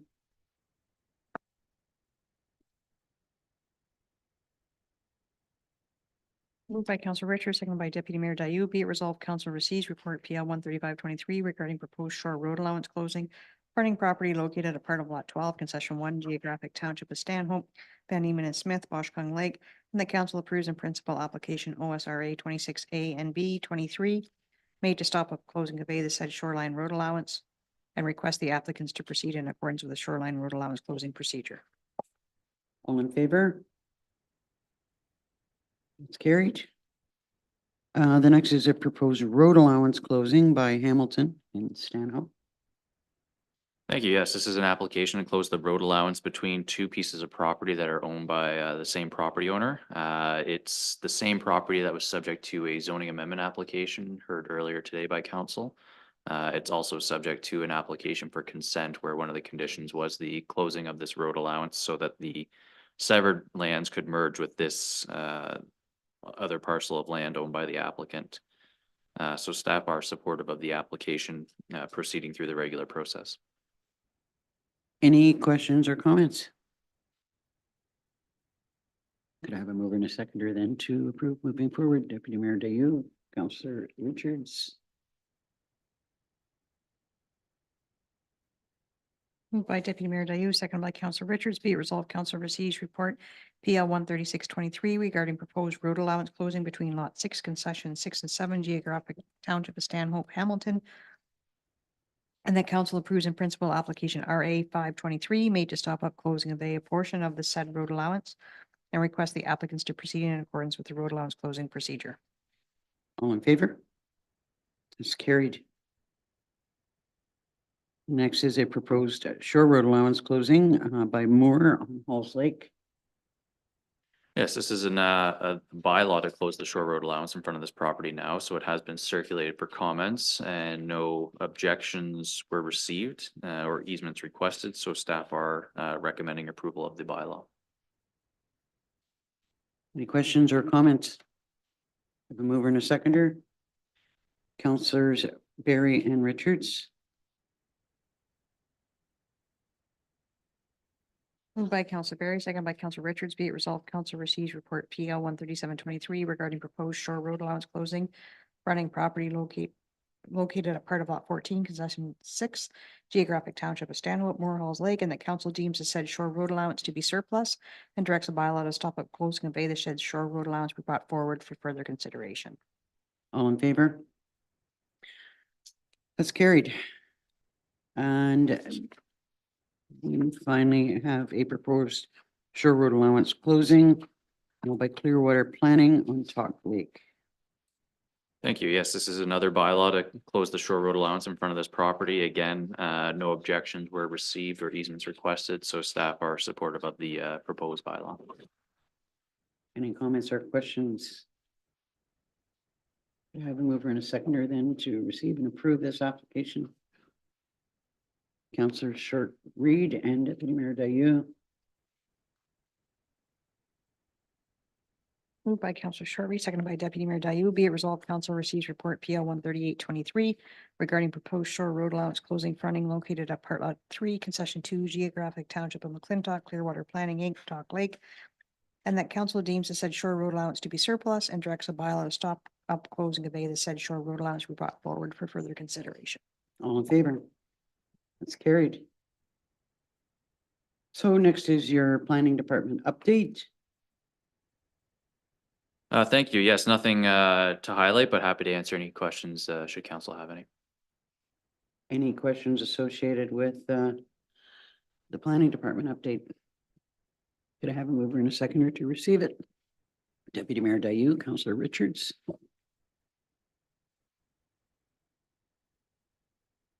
Moved by Deputy Mayor Dayu, seconded by Councillor Richards. Be it resolved, council received report PL 13923 submitted by Sean O'Callaghan regarding monthly activities for information. All in favor? That's carried. Finally, the minutes of October 27th Committee of Adjustment. Any comments or questions? Could I have a mover and a seconder to receive them? Councillors Richards and Shortreed. Moved by Councillor Richards, seconded by Councillor Shortreed. Be it resolved, the council receives the October 27th, 2023 Committee of Adjustment meeting minutes for information. All in favor? That's carried. Thanks very much, Sean. Thank you.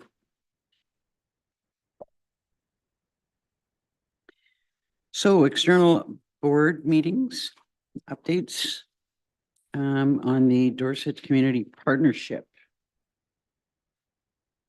Any updates? No, I'm hoping they'll have a meeting the end of February once the rec center is open. Yeah, okay. So the next item is a set of minutes from the Health Hub. It's a bit of a scream that we're getting a minutes from April. Sorry. I thought we had the minutes from October already. I'm pretty sure we did. We didn't?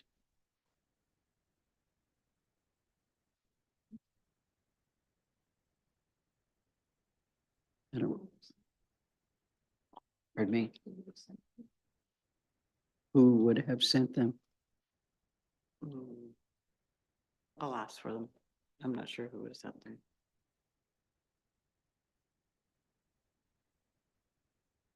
It's not really an up-to-date report, Madam CAO.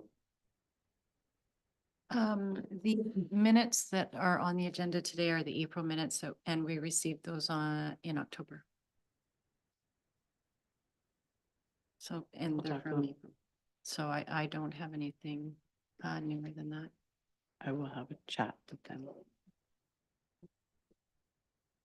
Well, it just might be helpful, if they want to keep people up to date on what their activities are, that it doesn't exactly do it. Deputy Mayor Dayu? At the bottom of the minutes, it does say next meeting will be scheduled in October. So my presumption is they wait for the next quarterly meeting to approve the minutes before sending it to us.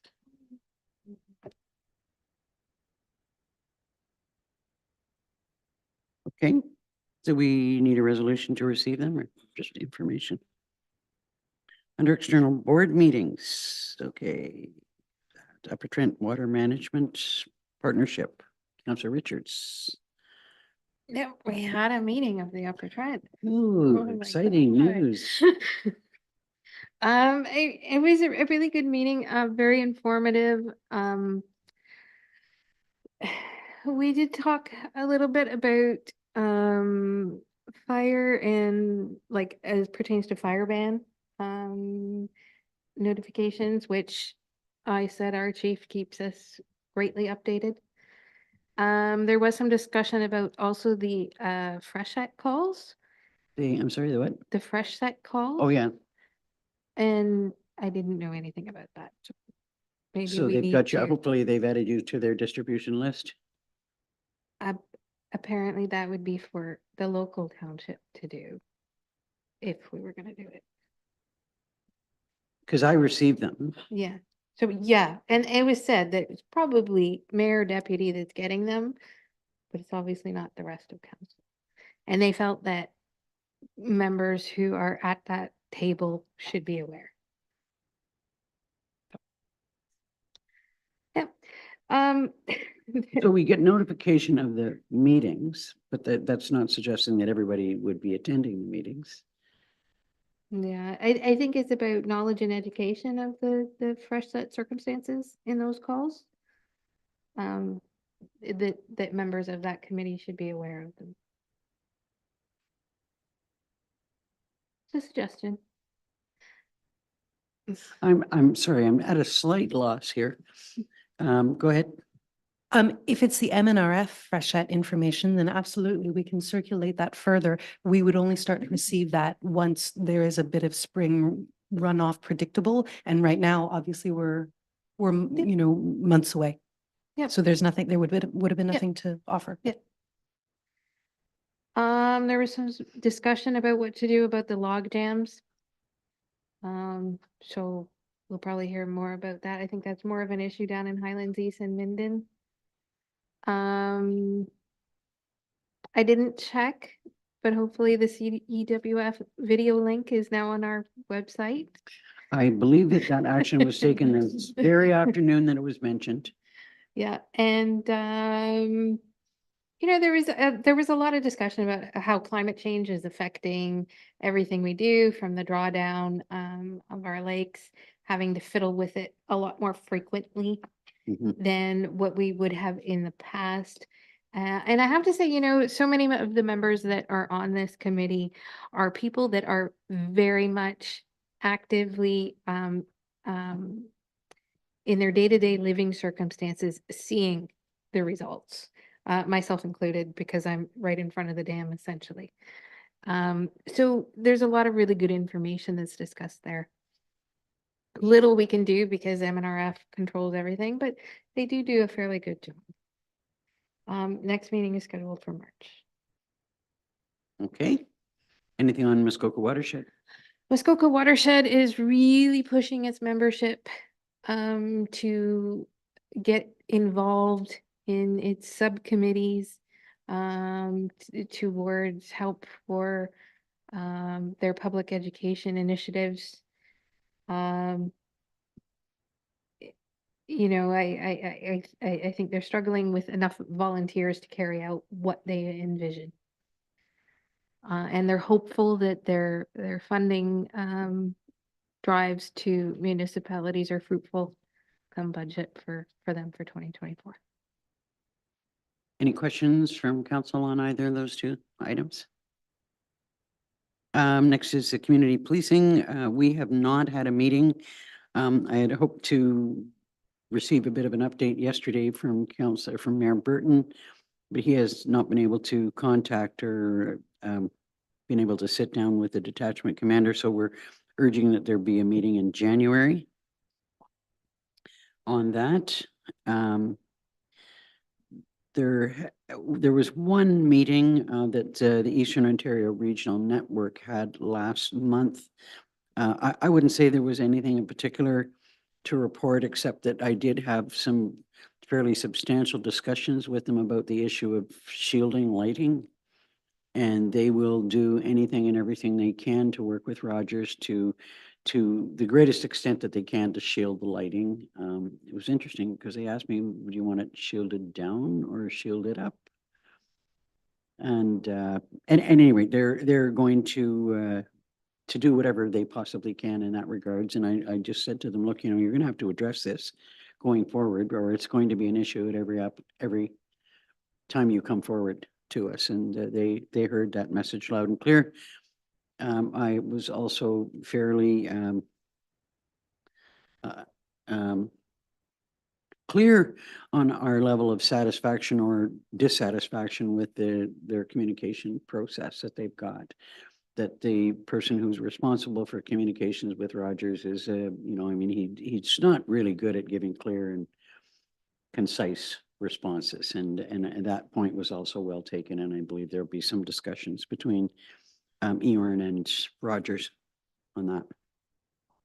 Other than that, Eorn will be having a strategic planning session in January, towards the end of January, and I look forward to bringing some, some good news as a result of that.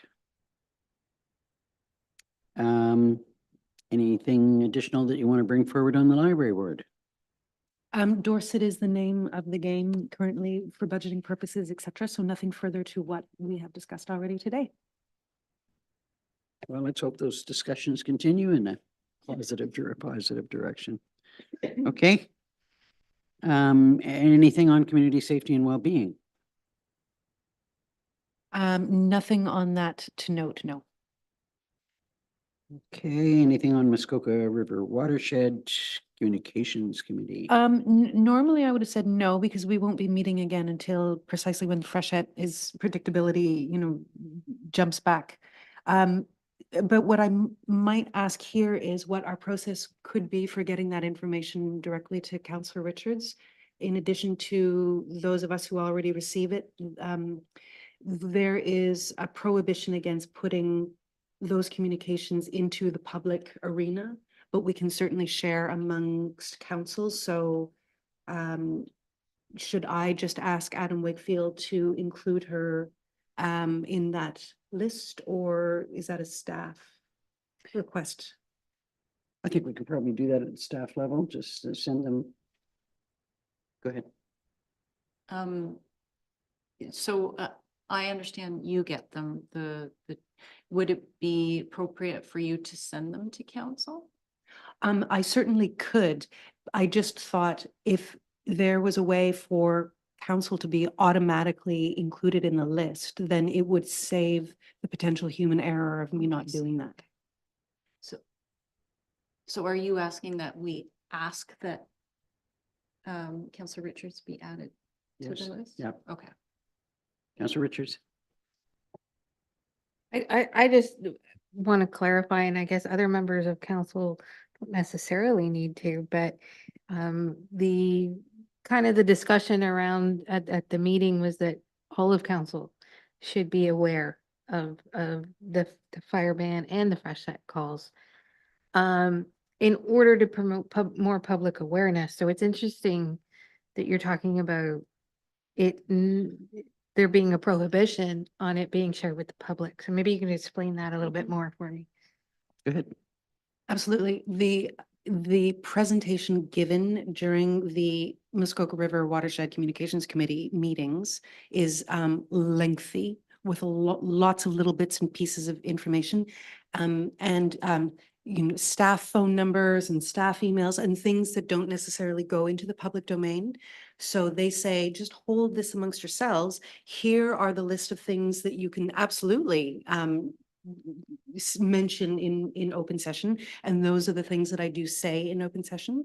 So yeah, this way you would also have that information directly. I look at my email here. I know that back in this year's freshet, you were sending the emails to council. Yeah. Yeah. Yeah, absolutely permitted to do that. I just thought if this was a way of formalizing it, then, human error could be avoided, but I'm also extremely happy to just start sending it as a matter of course. Restart. Yeah. Okay. Anything on climate action plan and advisory group? No. Just as a note, I have asked, there has been some discussion about information flowing back and forth about county council actions and decision-making. I think that we can improve on those communications. So I've asked that there be a county report put on this list of reports so that, you know, we're keeping members of council maybe a little bit further abreast. I mean, there's not always something that we're going to say, but if there's a new topic of discussion, something new has come up that, you know, we ensure to bring that back to council. And we can share that role. Nothing under general business. Is there any notice of motion for the next meeting? Hearing none. Under items or the correspondence listing, I understand that there has not necessarily been any requests for supporting any of this correspondence, but there has been a separate item that was tabled yesterday at County Council from the Health Unit asking for support on the issue of vaping and the amount of kids that are vaping and trying to take some action with respect to that. So we've been asked individually to consider whether or not we need to support that at this level. It was supported at the county level, but you may want to do that here as well. It's up to you. Okay. If we have a mover and a seconder, Deputy Mayor Dayu, Councillor Barry.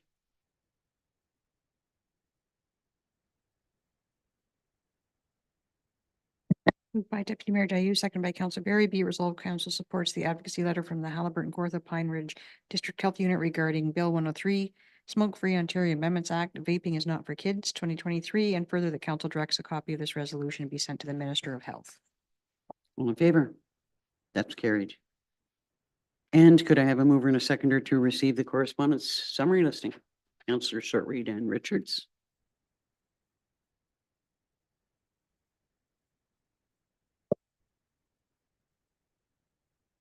Moved by Councillor Shortreed, seconded by Councillor Richards. Be it resolved that council receives the December 14th, 2023 correspondence listing for information. All in favor? That's carried. Could I now have a mover and a seconder to move into closed session? Councillors Richards and Barry.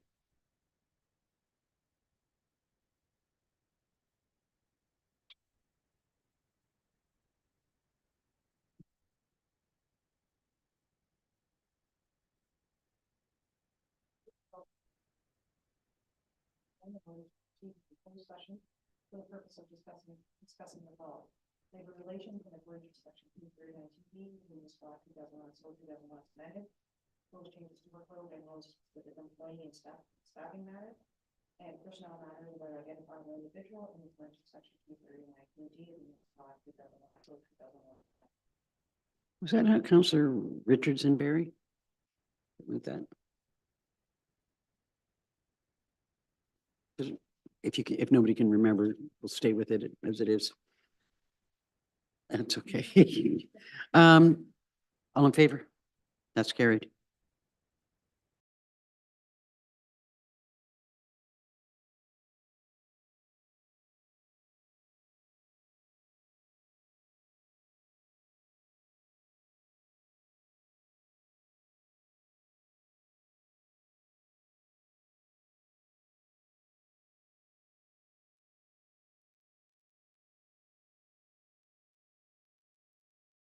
Welcome back to the open session.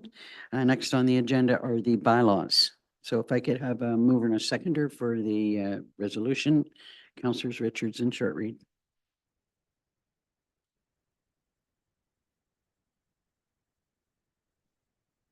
Moved by Councillor Richards, seconded by Councillor Shortreed. Be it resolved, the following bylaws be received and read a first time, considered read a second and third time, and finally passed with the corporate seal affixed. 2023-109 to set comprehensive fees and charges for 2024. 2023-110 to stop up close cave part of original shore road allowance lying in front of lot 14, concession 6, geographic township of Stanhope. 2023-111 to stop up closing of a part of the original shore road allowance lying in front of lot 3, concession 2, geographic township of McClintock. 2023-112 to amend comprehensive zoning bylaw 2249 as amended, application AHZBA 1123. 2023-113 to amend the comprehensive zoning bylaw 2022-49 as amended, application AHZBA 1223. 2023-114 to amend the comprehensive zoning bylaw 2022-49 is amended, application AHZBA 1323, and 2023-115 to authorize the agreement with Lumex Group. All in favor? That's carried. Could I have a mover and a seconder to adopt the confirmatory bylaw? Deputy Mayor Dayu, Councillor Barry, Moved by Deputy Mayor Dayu, second by Councillor Barry, be it resolved that bylaw 2023-116, being a bylaw to confirm proceedings of council on December 14th, 2023, be received and read a first time, considered read a second and third time, and finally passed with a corporate seal affixed. all in favor? Before we adjourn, on behalf of county council, on behalf of council, I would like to offer sincere best wishes, or season's greetings and Christmas wishes to all of our residents and to all of our staff. I'd just like to say Merry Christmas to you all and thank you so much for all of the good work you've done. Having said that, could I have a motion to adjourn? Deputy Mayor Dayu, Councillor Richards. Moved by Deputy Mayor Dayu, seconded by Councillor Richards, be it resolved that the December 14th, 2023 meeting is hereby adjourned at 1:50 PM. All in favor? That's carried.